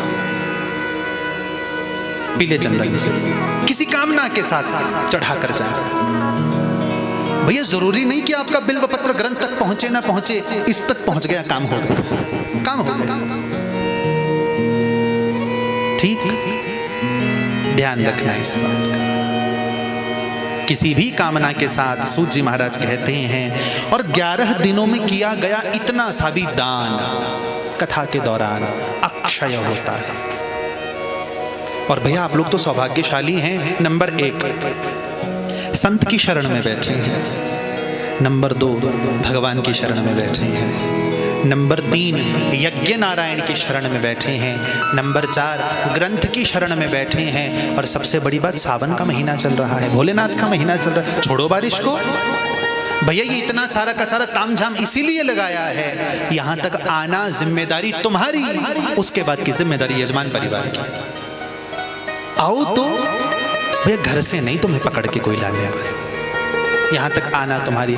तुम अच्छे से बैठो, अच्छे से कथा सुनो, उसके बाद भैया मैं नहीं मानता कि भंडारा होता है कथा में, ये भंडारा थोड़ी है, इसे हमारे ब्रज की भाषा में महाप्रसाद कहते हैं। ये महाप्रसाद है। आओ, मैं निमंत्रण देता हूँ, क्योंकि मैं भी मंडी का ही, मैं निमंत्रण देता हूँ, आओ। ये मौका बार बार नहीं मिलता साहब। बोली भक्तवत्सल भगवान की। जिसने दान किया, शास्त्र कहता है उसे शिवलोक की प्राप्ति होती है। महात्म्य के अंत में सूत जी बड़ी सुंदर बात कहते हैं, ये जन्म भाज खलु जीवलोके ये वै सदा ध्यायति विश्वनाथम वाणी गुणान् स्तौति कथं शृणोति श्रोत्रद्वयं ते भवमुत्तरन्ति। जो भगवान शंकर की कथा इन दो कर्णपुटों से सुनते हैं, भवमुत्तरन्ति, वो भव से पार हो जाते। भैया आप देखो ना कि भगवान आपको कथा में कितनी सारी एडवांटेजेस दे रहा है, कितनी सारी सरलताएं दे रहा है, सुविधाएं दे रहा है। अब ये आप जानो, राम नाम की लूट है, लूटी जाए लूट, 5 से पछताएगा जब कथा जाएगी।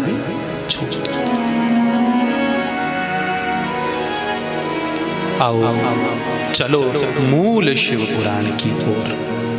अब मूल शिव पुराण क्या है? अभी तक आपने जो सुना वो है महात्म्य, इंपॉर्टेंस, आवश्यकता।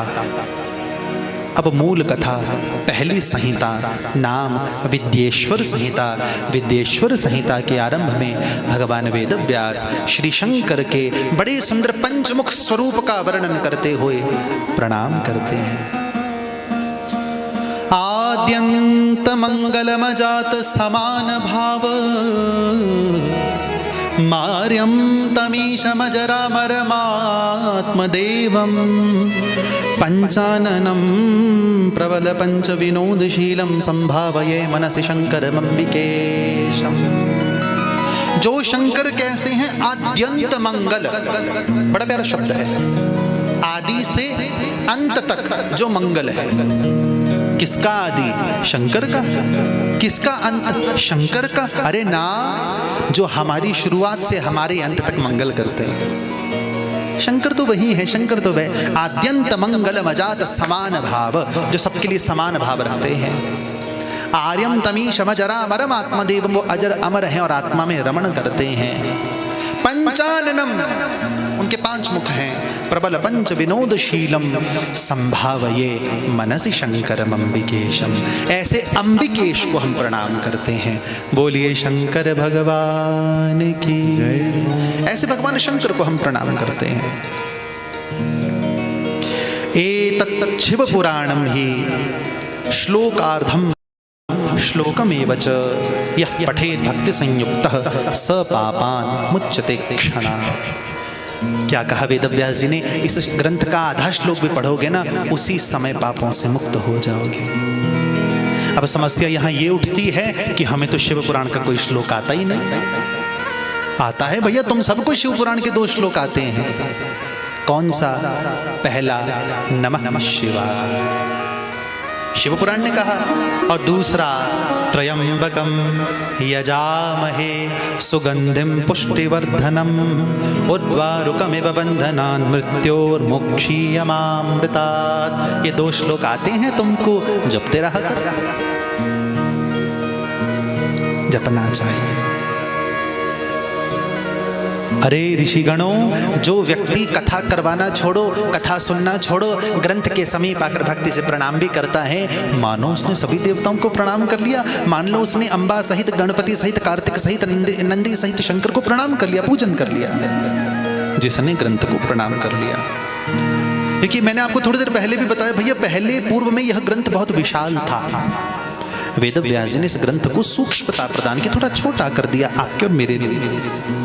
बात भी सही है, 24,000 श्लोक की कथा 11 दिन में हो रही है। 1 लाख श्लोक का होता तो होनी थी ना 40-45 दिन की कथा। ये कृपा की है श्री। यहाँ आरंभ में भैया ऋषियों का, ब्रह्मा की वार्ता आती है। ऋषियों ने ब्रह्मा जी से पूछा, ब्रह्मा जी कृपा करके बताइए शंकर की प्राप्ति कैसे होगी। जो बात कहने जा रहा हूं इसको गांठ बांध लेना। शिव पुराण में शिव की प्राप्ति के 3 रास्ते बताए, 3 ही तरीकों से शिव जी मिल सकता है, चौथा कोई नहीं। क्या? श्रोत्रेण श्रवणं तस्य वचसा कीर्तनं तथा मनसा मननम तस्य महासाधनमुच्यते। पहला नियम पहला रास्ता शिव को पाने का श्रोत्रेण श्रवणम तस्य, उसकी कथा सुनना, उसके भजन सुनना, ये हुआ पहला रास्ता। दूसरा रास्ता वचसा कीर्तनम तथा, वाणी से उसका कीर्तन करना।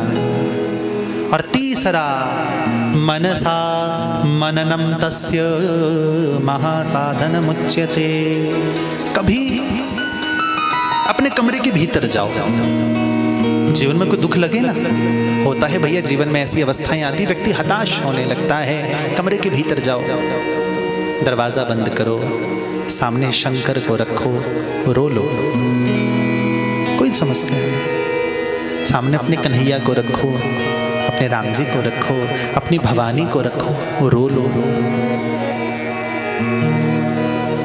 कभी नेत्र मूंद कर, भैया वैसे तो मैं इस बात को ज़्यादा विस्तार नहीं दे सकता, क्योंकि ये विषय जब जब शिव पुराण में आया है कहीं ना कहीं रसभंग होता है। क्या योग, माफ करना, हम हिंदुओं की एक बहुत बुरी आदत है, हमें भारत की किसी वस्तु से प्यार नहीं। जब अंग्रेज उसको एक्सेप्ट करते हैं तब हमें वो अच्छी लगती है। भारत का योग विदेशों से योगा बनकर आया तब हमें अच्छा लगा। सही है। योगा की याद सब कोई 21 जून को ही आती है, अंतर्राष्ट्रीय योग दिवस वाले दिन। उस दिन भी योग इसलिए करेंगे क्योंकि फोटो खींच के भैया सोशल मीडिया पे डालनी है, हमने भी योगा किया ना। और एक चीज और, मुझे लगता है आज के समय में योग का भी गलत अर्थ निकलता है। बड़े योगाचार्य भी योग का गलत अर्थ देते हैं। जो आप लोग करते हो ना भैया, देखो ग्रंथों के अनुसार योग के 8 चरण हैं, जिसे कहते हैं अष्टांग योग। और अष्टांग योग कहां से शुरू होता है? यम, नियम, आसन, प्राणायाम, प्रत्याहार, धारणा, ध्यान, समाधि, 8 अंग हैं जो आप लोग करते हो ना। जैसे मान लो आप लोगों ने अनुलोम विलोम किया, कपालभाति किया, वो योग नहीं है, वो प्राणायाम है। आपने पद्मासन किया, वज्रासन किया, सुखासन किया, वो योग नहीं है, वो आसन है। योग के 8 चरणों में से 2 चरण है प्राणायाम और आसन, ये योग नहीं है। जबकि योग की ओर कब बढ़ोगे? जब पहले चरण पे पैर रखोगे, पहली सीढ़ी पे पैर रखोगे। पहली सीढ़ी क्या? यम। यम माने अपने शरीर को बांधना। कैसे? 5 नियमों से। अहिंसा, सत्य, अस्तेय, ब्रह्मचर्य, परिग्रह। पहला, व्यक्ति हिंसा न करे। आपने शायद कभी टीवी में देखा होगा, खासकर हिमाचल से बाहर जैन परंपरा बहुत है, विशेषकर पंजाब में, गुजरात आदि में जैन परंपरा खूब है। जैन परंपरा में 2 प्रकार के संत होते हैं, एक श्वेतांबर, एक दिगंबर। दिगंबर जो वस्त्र आदि धारण नहीं करते, हाथ में एक मयूर पिच्छ लेकर डोलते हैं। दूसरे श्वेतांबर पूरे सफेद वस्त्र पहनते हैं, यहाँ तक कि मुख पर सफेद पट्टी तक लगी होती है, ताकि श्वास के माध्यम से कोई जीवाणु भीतर जाकर उसका भी पाप ना हो। इसे कहते हैं वास्तविक अहिंसा। योग की पहली सीढ़ी का पहला चरण अहिंसा, दूसरा सत्य, सच बोलो, तीसरा अस्तेय, चोरी ना करो, चौथा ब्रह्मचर्य। भैया ब्रह्मचर्य का मतलब शादी न करना नहीं होता। ब्रह्मचर्य का मतलब होता है जिसके साथ बंधे हैं उसके साथ तारतम्य के साथ पूरा संबंध निभाना, वो ब्रह्मचर्य है। और 5वां अपरिग्रह, ऐसी किसी वस्तु का जीवन में संग्रह नहीं करना जो काम की नहीं है। जब व्यर्थ चीजें जीवन में बढ़ती हैं तो व्यक्ति असमंजस में ही पड़ता है। जब जीवन में वस्त्र ही 2 होंगे, मैं नहीं कह रहा 2 रखो भैया, 20 रखो, 200 रखो, कोई समस्या नहीं, पर संतों के साथ ऐसा होता है। संत जीवन में 2 ही वस्त्र रखते, एक पहना, एक सुखा दिया, धो दिया। अपरिग्रह मतलब जीवन में उतनी सी वस्तुएं हो जो जिससे काम चल सके। यहां शिव बार बार योग की बात करते हैं, क्योंकि भैया फिर से निवेदन करूं, तुम जिस शिव को जानते हो वो राम वाला है जो मदारी बन के आता है। तुम जिस शिव को जानते हो वो कृष्ण वाला है जो गोपी बन के जानता है। शिव पुराण में उन दोनों में से कोई नहीं। हाँ, इस वाला शिव तो भैया बहुत ऊपर का है। शिव पुराण का शिव तो योगेश्वर है, वो देव नहीं है, महादेव है।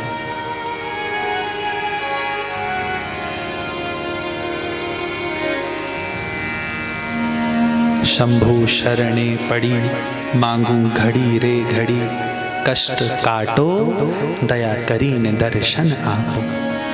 कृपा करो नाथ कष्ट काटो, दया करो दर्शन। तो ब्रह्मा जी कहते हैं भगवान को पाने की 3 विधाएं, पहला सुनना, दूसरा गाना, तीसरा ध्यान करना। सृष्टि का आरंभ हुआ, श्री विष्णु जी के नाभि कमल से ब्रह्मा जी प्रकटे। ब्रह्मा जी ने देखा भैया इधर उधर तो कोई नहीं है। ब्रह्मा जी को विष्णु जी का दर्शन, अरे ओ कौन है तू? हाँ, शिवपुराण की कथा थोड़ी सी अलग चलती है, कौन है तू? विष्णु जी हंसते हंसते कहते मुझे नहीं पहचाना। ब्रह्मा जी कहते मैं तुझे क्यों पहचानने लगा? मैं इस दुनिया को बनाने वाला हूँ, पालन करने वाला हूँ, नष्ट करने वाला हूँ। विष्णु जी कहते हैं ये तीनों काम तो मैं करता हूँ। तो दोनों में विवाद होने लगा। अब यहाँ एक प्रश्न उठता है, ब्रह्मा और विष्णु में विवाद होने लग जाए तो हमारी और आपकी क्या बिसात? नहीं भैया, ये केवल लीला है। और लीला क्यों है आप 2 क्षण में समझ जाओगे। दोनों में विवाद बढ़ने लगा, किस बात को लेकर? मैं श्रेष्ठ। और ग्रंथ कहते हैं अचानक जब दोनों के बीच में युद्ध की स्थिति उत्पन्न हुई, दोनों ने एक दूसरे को मारने के लिए हाथ में अस्त्र उठाए, शस्त्र उठाए। और ज्यों ही दोनों एक दूसरे पर प्रहार करने लगे, भगवान शंकर एक अग्नि के बने हुए खंबा के रूप में, शिवलिंग के रूप में दोनों के मध्य में प्रकट हुए। भैया बड़ा ऊंचा वो अग्निलिंग, दोनों के हाथ से अस्त्र शस्त्र छूट गए। ब्रह्मा जी विष्णु जी से बोले भैया ये अचानक कहां से आया? चलो ऐसा करते हैं, इसका और छोर ढूंढते हैं। ब्रह्मा जी हंस बन के चले ऊपर कि मैं इसका ऊपर वाला सिरा ढूंढ के आऊंगा, और विष्णु जी वाराह बन के गए नीचे, मैं इसका नीचे वाला सिरा ढूंढ के आऊंगा। भैया बहुत चले, न और न छोर। ऊपर जाते हुए ब्रह्मा जी को रास्ते में केतकी का फूल मिला। केतकी एक प्रकार का पुष्प होता है, और वो गिर रहा था। ब्रह्मा जी ने पूछा कहां से गिर रहा है? कहा इस शिवलिंग के ऊपर से गिर रहा हूं। कब से गिर रहा है? मुझे गिरते गिरते 40,000 साल हो गए। ब्रह्मा जी सोचे भैया इसको गिरते गिरते 40,000 साल हो गए, हमको तो पहुंचते पहुंचते ही फिर ऐसा कर मैं तुझे साथ लेके चलता हूँ। विष्णु जी को कह दियो कि हाँ हाँ इन्होंने ऊपर वाला सिरा ढूंढ लिया, मुझे ऊपर से ही लेकर आए। ऐसा ही हुआ, ऐसा ही। विष्णु जी आए, विष्णु जी को छोर नहीं मिला। ब्रह्मा जी ने कहा ये देखो हम केतकी का फूल ले आए, वो भी ऊपर तैर, हम तो जीत गए। विष्णु जी को बड़ी प्रसन्नता हुई। विष्णु जी कहते वाह वाह वाह, ब्रह्मा जी जैसा तो कोई नहीं, जय हो, प्रणाम है आपको, जय जयकार है आपकी। ब्रह्मा जी विष्णु का पूजन करने लगे। भगवान शंकर प्रकट हुए। भगवान शंकर ने कहा रुको ब्रह्मा जी, ढूंढे आए छोर। अब ब्रह्मा जी मौन। भगवान ब्रह्मा जी से तो कुछ नहीं बोले, विष्णु जी से कहा आपने सत्य का साथ दिया, मैं आपको वरदान देता हूं, आज के बाद हर तीर्थ में, हर यज्ञ में आपकी पूजा होगी। आप धरती पर आए कष्टों का निवारण करने के लिए अलग अलग अवतार धारण करके आओगे, आपके हर अवतार में मैं आपका साथ दूंगा। और जहां तक रही बात ब्रह्मा की, भगवान शंकर के यहां से एक भयानक पुरुष उत्पन्न हुआ, नाम भैरव। एक चीज और स्पष्ट करूं, आप में से बहुत लोग वैष्णो देवी की यात्रा पर गए होंगे। हमारे देश में जितना मान 4 धाम की यात्रा का है, उतना ही वैष्णो देवी का है। वैष्णो देवी की यात्रा तब तक पूरी नहीं होती जब तक लोग भैरव घाटी जाकर दर्शन ना करें, है ना? पर याद रखना वो भैरव अलग है, ये भैरव अलग है। वो जो है ना, वो भैरवनाथ है, एक नाथ संप्रदाय के साधु। ये भगवान भैरव हैं, ये भी जगदम्बा के साथ। आप कभी महामाई का चित्र देखो तो आगे हनुमान जी महाराज चलते हैं ध्वजा लिए, पीछे पीछे भैरवनाथ।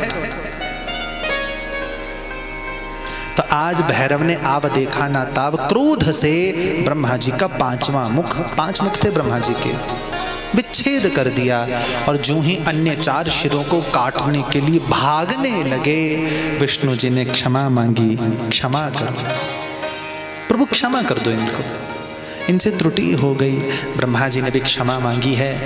भगवान ने कहा जाओ, आपने झूठ कहा, मैं आपको श्राप देता हूं, आज के बाद आपका पूजन नहीं होगा और ये केतकी का फूल मेरे पूजन में नहीं लगेगा। केतकी का फूल शंकर को नहीं चढ़ता। ब्रह्मा जी की आंखों में अश्रुबिंदु ढुलक आए। ब्रह्मा जी कहते हैं ऐसा तो मत कीजिए। तो भगवान ने कहा ठीक है, मैं आपको वरदान देता हूं, आज के बाद हर यज्ञ का स्वामी ब्रह्मा। जब यज्ञ होता है साथ में ब्रह्मा स्थापित किया जाता है। और एक ही स्थान पर वैसे तो ब्रह्मा जी के बहुत से मंदिर मिलते हैं, पर जो मूल मंदिर है राजस्थान में पुष्कर। तीर्थों का राजा प्रयाग, तीर्थों का गुरु पुष्कर। प्रेम से कहो नमः शिवाय। ये पीछे वाले भी बोलो जो कुर्सियों पे बैठे हैं, हाँ नमः शिवाय, नमः शिवाय। भैया पंडाल बड़ा है, चिंता मत करो, व्यास जी की नजर एक एक तक पहुंचती है। हाँ तो हम तो बुलवाए के ही मानेंगे, चाहे अगरे हो चाहे पिछले।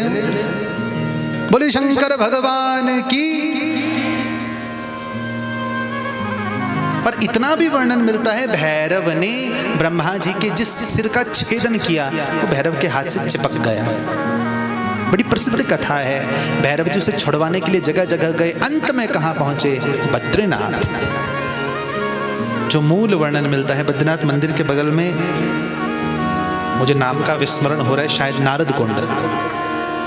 पवन मंद सुगंध शीतल हेम मंदिर शोभितम, निकट गंगा बहत निर्मल बद्रीनाथ विशंभरम। वहां जैसे ही डुबकी लगाई है भैरवनाथ जी ने, वो जो सिर चिपका था छूट गया।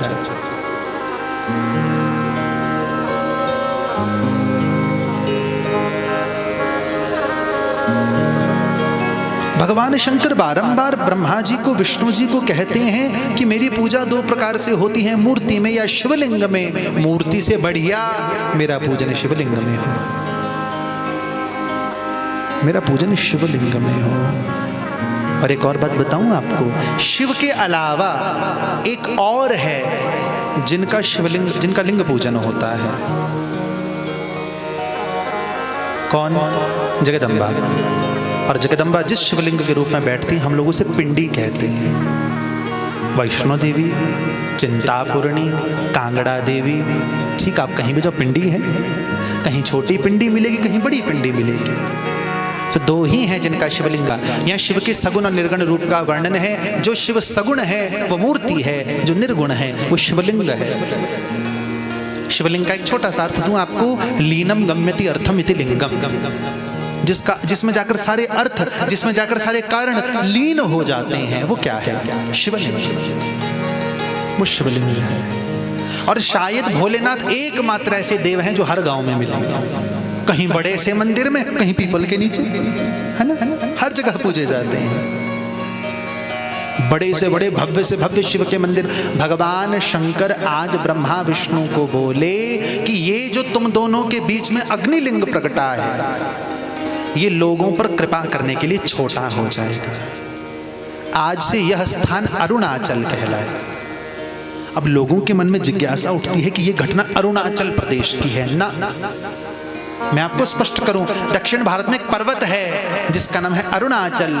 वो शिवलिंग आज भी वहां दर्शन देता है। नाम चिदंबरम। भारत का सबसे बड़ा मंदिर श्री क्षेत्र चिदंबरम तमिलनाडु में पड़ता है। ये वही अग्निलिंग है। और भगवान ने कहा आज के दिन मैं तुम दोनों के मध्य में लिंग रूप में प्रकटा हूं। आज से यह दिन शिवरात्रि के रूप में जाना जाएगा। जो इस दिन मेरी पूजा करेगा, जो इस दिन मेरी उपासना करेगा, वो मेरे स्वरूप को प्राप्त करेगा। एक छोटी सी बात पे ध्यान देना, मैंने देखा है आजकल ना एक नया सा प्रारूप चला है। जब शिवरात्रि होती है ना, तो शहरों में शिव जी की बारात निकलती है। भैया किसी ग्रंथ में नहीं लिखा कि शिवरात्रि के दिन शिव पार्वती का विवाह हुआ है। किसी ग्रंथ में नहीं लिखा। यदि आपको भी लगता है तो आप भी गलत फहमी में जी रहे हो। शिवरात्रि के दिन शिव पहली बार लिंग रूप में प्रकटे हैं। शिव पार्वती का विवाह मार्गशीर्ष महीने में हुआ है, तो शिवरात्रि का शिव विवाह से कोई लेना देना नहीं। भगवान दोनों से कहते हैं कि तुम शिवलिंग के रूप में मेरी पूजा करो। भगवान शंकर शिवरात्रि की, क्योंकि आप लोग जानते हैं शिवरात्रि एक ऐसा त्योहार है, ये दिन का त्योहार नहीं है, रात का त्योहार है। 4 पहर की पूजा करते हैं हम लोग पूरी रात जाग कर। शिवरात्रि, नवरात्रि, जन्माष्टमी, एकादशी, दीपावली, ये 5 त्योहार दिन के नहीं हैं, रात के हैं। जो एकादशी का नियम पूर्वक व्रत करते हैं वो एकादशी की रात को सोते नहीं हैं भैया, संकीर्तन करते हैं। दीपावली दिन का त्योहार नहीं है, रात का है। जन्माष्टमी दिन का त्योहार नहीं है, रात का है। नवरात्रि दिन का त्योहार नहीं है, रात का है। दिन में जगदम्बा को पूजो, बात अलग है, रात को जगदम्बा को पाओ। कैसे? जप से, तप से, कैसे? थोड़ा परिवर्तन करके कहूं आपको भैया, नवरात्रि की बहुत गजब उपासना गुजरात में होती है, खासकर जो अक्टूबर वाली आश्विन नवरात्रि आती है। आप कभी भी देखने, शायद आपने देखा होगा, पंजाब गुजरात का एक लोक नृत्य है जिसे कहते हैं गरबा। ठीक, जितना कर विश्लेषण कर पाया हूं, जितना कर जानता हूं, उतना कर कहूंगा। गरबा में क्या होता है, आसपास पारंपरिक वाद्य यंत्रों के साथ नृत्य किया जाता है। बीच में कलश रखा जाता है जिसमें ज्योति जली होती है, उस कलश का नाम है गरबा। ठीक, वो कलश गर्भवती स्त्री का प्रतिनिधित्व करता है। वो ऊपर से खुला नहीं होता है, सामने से खुला होता है। जिस प्रकार गर्भवती स्त्री के गर्भ में कोई जीव पलता है, उसी प्रकार वो जो कलश होता है गरबा, वो गर्भवती स्त्री का प्रतिनिधित्व करता है। और गरबा का सबसे प्रमुख नृत्य है 3 ताली, जो सत्व रज तम तीनों का प्रतीक है, जो ब्रह्मा विष्णु महेश तीनों का प्रतीक है। भैया हमारा संगीत, हमारा नृत्य भी भगवान से जोड़ता है। बड़े सुंदर सुंदर मंडप लगते हैं, बीच में जगदम्बा बैठती है, आसपास नृत्य किया जाता है, गरबा किया जाता है जगदम्बा को रिझाने के लिए। तो फिर कहूं आपको, नवरात्रि दिन का नहीं, रात का त्योहार है। प्रेम से कहो नमः शिवाय, नमः शिवाय, नमः शिवाय। बोले शंकर भगवान की। बड़ा सुंदर शिवरात्रि के व्रत की महिमा है। जो शिवरात्रि का व्रत करता है, भगवान शंकर कहते हैं वो मुझे उतना ही प्यारा है जितना प्यारा मुझे गणेश है, जितना प्यारा मुझे कार्तिकेय है, जितनी प्यारी मुझे पार्वती है, गौरा है। तो शिवरात्रि के व्रत की यहाँ बड़ी सुंदर महिमा है। भगवान शिवलिंग के पूजन की आज्ञा देते हैं। और चलो भैया, अब शिव के सबसे प्रसिद्ध मंत्र की ओर। देखिए, मैंने आपको कहा शिव पुराण में 5 मुखी शिव का वर्णन है। शिव के उत्तर के मुख से अ, पश्चिम के मुख से उ, अगले मुख से म, अगले मुख से बिंदी, 5वें मुख से नाद प्रकट हुआ, स्वरूप हुआ ओ। ये 3, और इतना भी कहा, अ से न, उ से म, मां से शी, बिंदी से वा, नाद से यह प्रकट हुआ, मंत्र हुआ नमः शिवाय। नमः शिवाय। जरूरी नहीं है आप लोग ओम नमः शिवाय बोलो, ना ना ना। शास्त्र कहते हैं ब्राह्मणों के लिए निश्चित है कि उन्हें ओम नमः शिवाय ही बोलना चाहिए। ब्राह्मणों के अलावा कोई भी हो, वो ओम नमः शिवाय बोले, समस्या नहीं। नमः शिवाय बोले, समस्या नहीं। केवल ओम बोले, समस्या नहीं। प्रेम से कहो नमः शिवाय, नमः शिवाय, नमः शिवाय। ये शिव का सबसे प्रिय मंत्र है। एक सवाल लोगों के मन में उठता है और भगवान शंकर यहाँ उसके विषय में बताते हैं। शिवलिंग के लक्षण क्या है? भैया ग्रंथ तो कहते हैं इससे बड़ा शिवलिंग घर में ना हो। हाँ, अंगुष्ठ मात्र से बड़ा शिवलिंग घर में हो तो फिर विधि विधान के साथ स्थापित हो, पर साथ में फिर नियम बहुत लगेंगे। क्योंकि इससे बड़े जहाँ स्वरूप स्थापित होते हैं भैया, और जो अन्य मूर्तियाँ होती है वो 10 अंगुल कही गई, उससे बड़ी ना हो घरों में। उसके लिए मंदिरों की व्यवस्था की गई है, क्योंकि आप जानते हैं मंदिरों में नियम लगा होता है, आरती भोग शयन घर में नहीं कर पाते हम उतनी चीज़ें। तो भैया हाथ जोड़ के निवेदन, एक घर में ज़्यादा देवता मत रखो, बंधन पड़ेगा, और सेवा कर पाओ तो ही रखो, अन्यथा पाप लगेगा। और घर में रखने के लिए 3 ही शिवलिंग बताए गए, ध्यान से सुनना। नंबर 1 धातु का शिवलिंग, खासकर सोने या चांदी का घर पर। दूसरा पारद शिवलिंग, पारे से बना हुआ। और सबसे बढ़िया कहा शिव पुराण ने तो बाण लिंग, यानी नर्मदेश्वर। आप जानते हैं नर्मदेश्वर क्या होता है। जिस प्रकार गंडकी से निकला हर पत्थर शालिग्राम है, विष्णु है, उसी प्रकार नर्मदा से निकला हर पाषाण शंकर है। तो घर में रखो तो श्री नर्मदेश्वर महादेव रखो। लेकिन नर्मदेश्वर शिवलिंग का पहला नियम कि उसकी प्राण प्रतिष्ठा की आवश्यकता नहीं पड़ती, जैसे शालिग्राम की प्रतिष्ठा की आवश्यकता नहीं पड़ती। और ग्रंथ ने कहा जो व्यक्ति शिव से प्रेम करता है उसको पुण्य क्षेत्र में रहना चाहिए। अब पुण्य क्षेत्र क्या है ये थोड़ा ध्यान से सुनो, क्योंकि मैं आपको पहले ही स्पष्ट कर चुका हूं। शुरू के 1-2 दिन की कथा किंचित नीरस चलती है, क्योंकि इसमें कहानियां कम हैं आरंभ में, फिर कथा एक सूत्र के साथ चलती है। तो 1-2 दिन आपको अपने शरीर को बांधकर कष्ट देना होगा। भैया यहां वर्णन मिला कि जो व्यक्ति भला चाहता हो वो पुण्य स्थान में। पुण्य स्थान क्या है, तो पुण्य स्थान के लक्षण सुनो ध्यान से। आदमी के द्वारा स्थापित किया गया शिवलिंग, उसके चारों ओर का 100 हाथ का इलाका पुण्य क्षेत्र है, जो आपने या मैंने स्थापित किया है। 100 हाथ का इलाका पुण्य क्षेत्र है।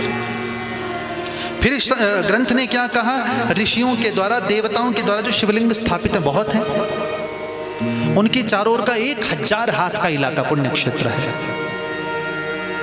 और सबसे बढ़िया बात स्वयंभू शिवलिंग बहुत है, उनके चारों ओर का 4000 हाथ का इलाका।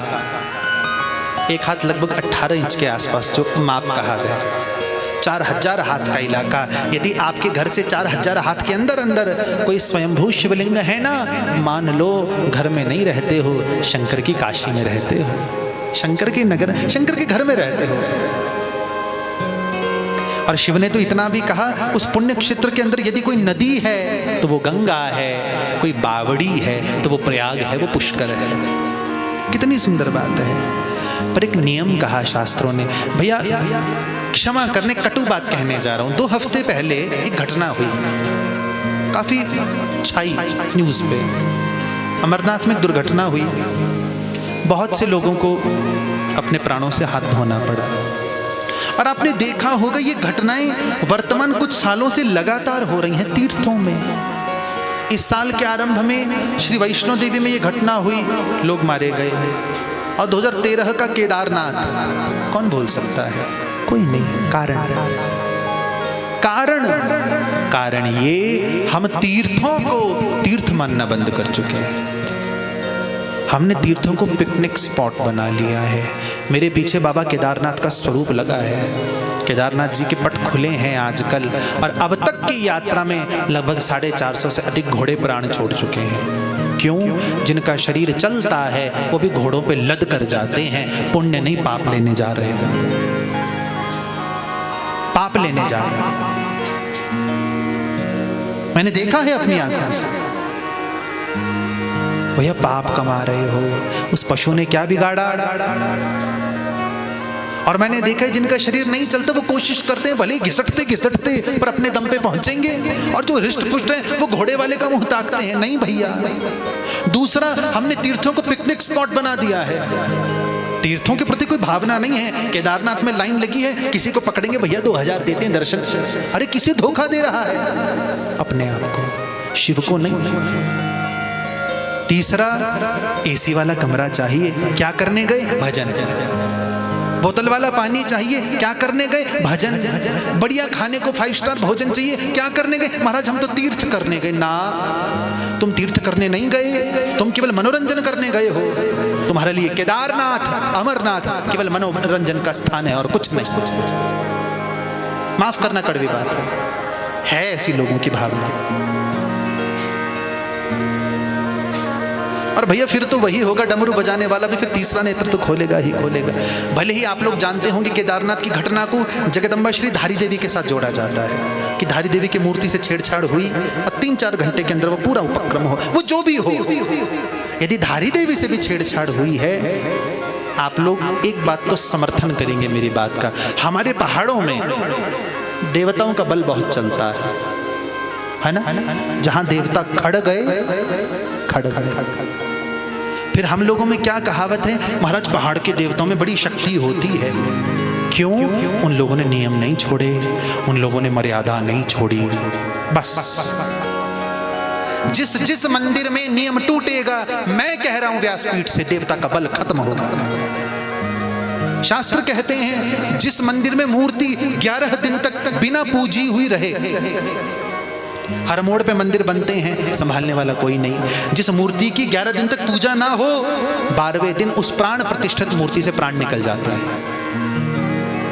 जिस मूर्ति पर 3 दिन तक बासी फूल चढ़े रहे, 4थे दिन मूर्ति से प्राण निकल जाते हैं। क्या समझाऊं, क्या समझाऊं? हमारे देश को मंदिरों की आवश्यकता नहीं है, नए नए मंदिरों के प्रति आस्था की आवश्यकता है। एक वो समय था हमारे देश में जब सोमनाथ जैसा मंदिर न जाने कितनी बार मुगल आक्रांताओं के द्वारा लूटा गया।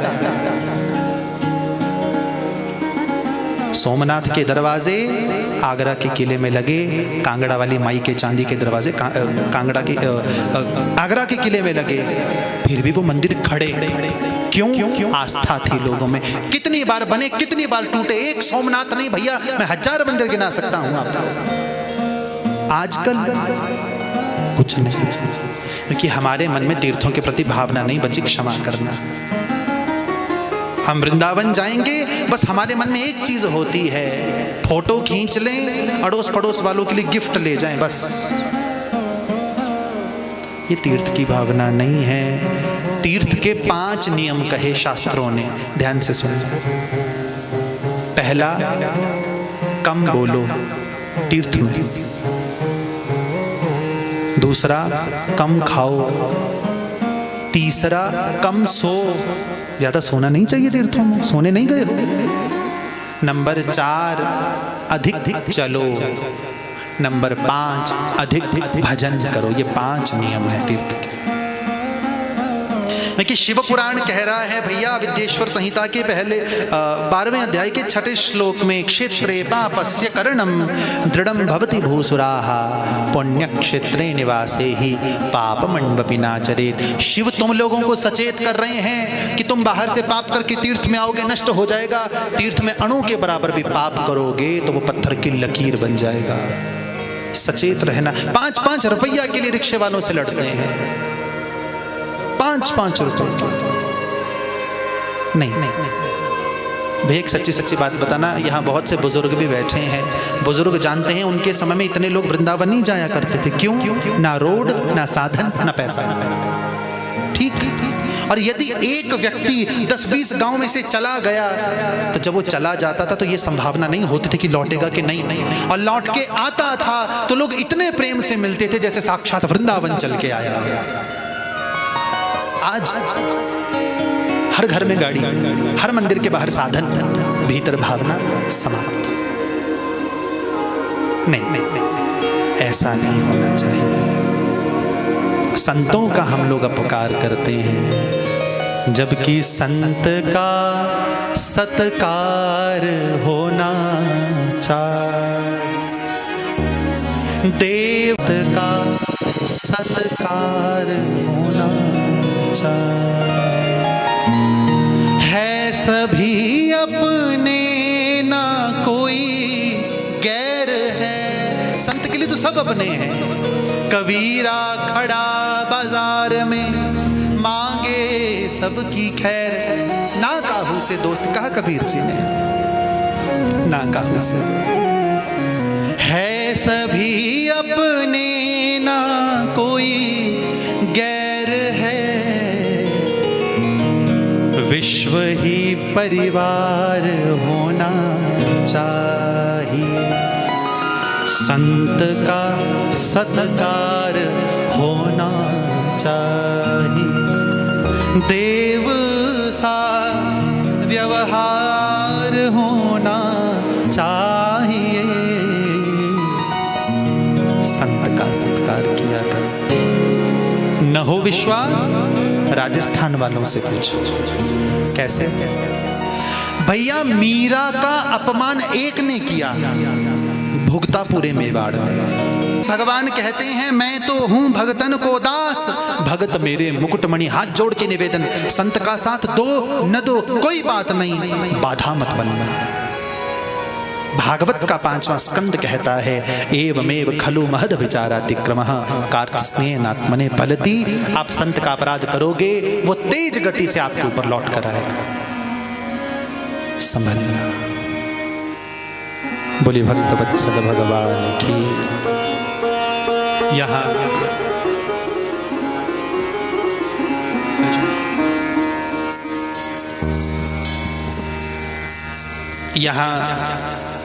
तीर्थ में स्नान की मर्यादा बताइए। बस इस विषय पे 2-5 मिनट बोलूंगा, फिर आरती की ओर लेकर चलूंगा। और भैया मैं फिर से निवेदन करूं, मैं मूल कथा पे ही चल रहा हूं। शब्द अधिक हो सकते हैं, विस्तार अधिक हो सकता है, मूल कथा सुना रहा हूं। और मैंने आपको कहा इधर उधर की संबंध इसलिए जोड़ने पड़ते हैं ताकि कथा का रस बना रहे। और यहाँ बताया गया तीर्थ में स्नान कैसे करना चाहिए। क्षमा करना, हमें तीर्थ में स्नान करना नहीं आता। नंबर 1, तीर्थ में स्नान का नियम क्या है? हम लोग हिमाचल वाले रात को हरिद्वार वाली बस पकड़ेंगे, पूरी रात सोए सोए हरिद्वार पहुंचेंगे, बस से उतरते सीधे गंगा मैया में। बोल गंगा मैया की।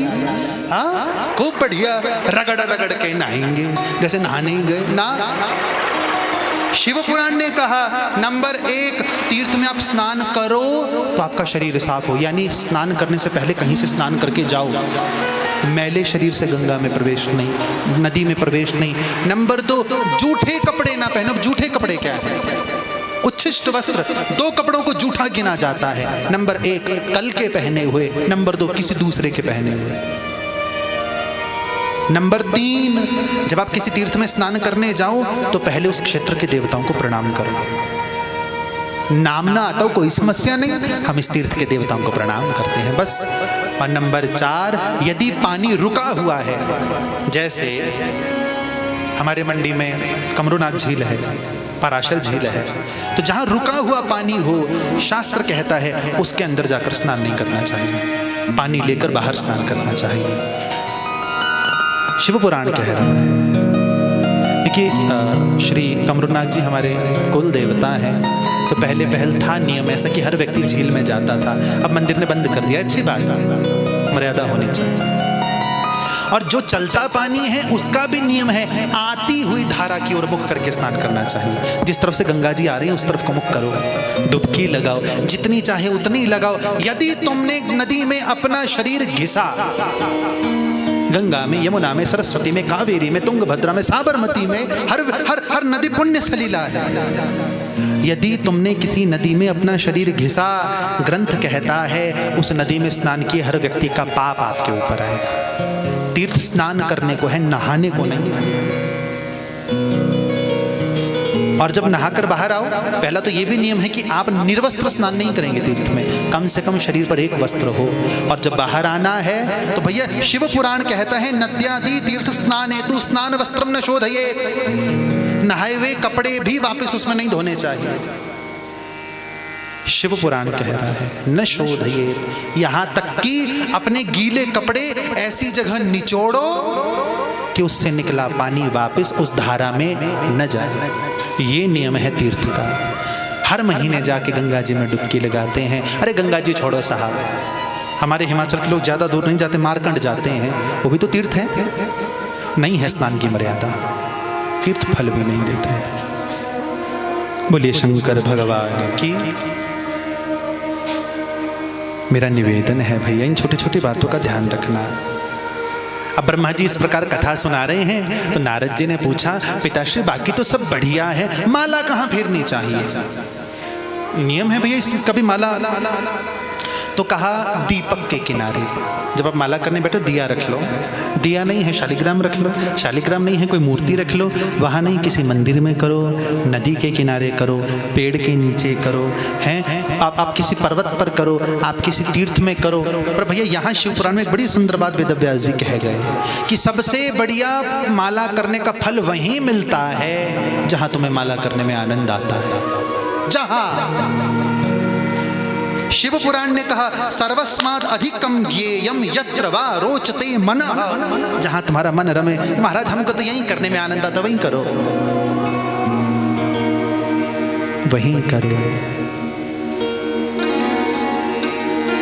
क्यों भैया? भजन हमारे जीवन का संबल है, भजन एक भक्त का बल है। कल को शरीर छोड़कर ऊपर जाओगे, शंकर पूछेंगे क्या कमा के आया, क्या हिसाब किताब दोगे, क्या हिसाब किताब दोगे? और ये मत सोचना कि भोलेनाथ कैलाश पर्वत पर बैठकर केवल समाधि ही लगाते हैं। बहुत वर्ष पहले हम कथा के लिए उदयपुर गए, तो उदयपुर के निकट पूरे समूचे राजस्थान के राजा बैठे हैं, भगवान शिव, एक लिंग जी, भगवान शंकर। कहीं जाओ चार भुजा नाथ बैठे, हमारे देवता युद्ध के देवता हैं साहब। और वर्णन मिलता है आज तक किसी देवता के लिए सबसे ज्यादा युद्ध लड़ा गया तो वो गढ़भोर के श्री चार भुजा नाथ जी हैं, जिनके स्वरूप की रक्षा के लिए 443 युद्ध लड़े गए। इतिहास है। बोलिए भक्तवत्सल भगवान की।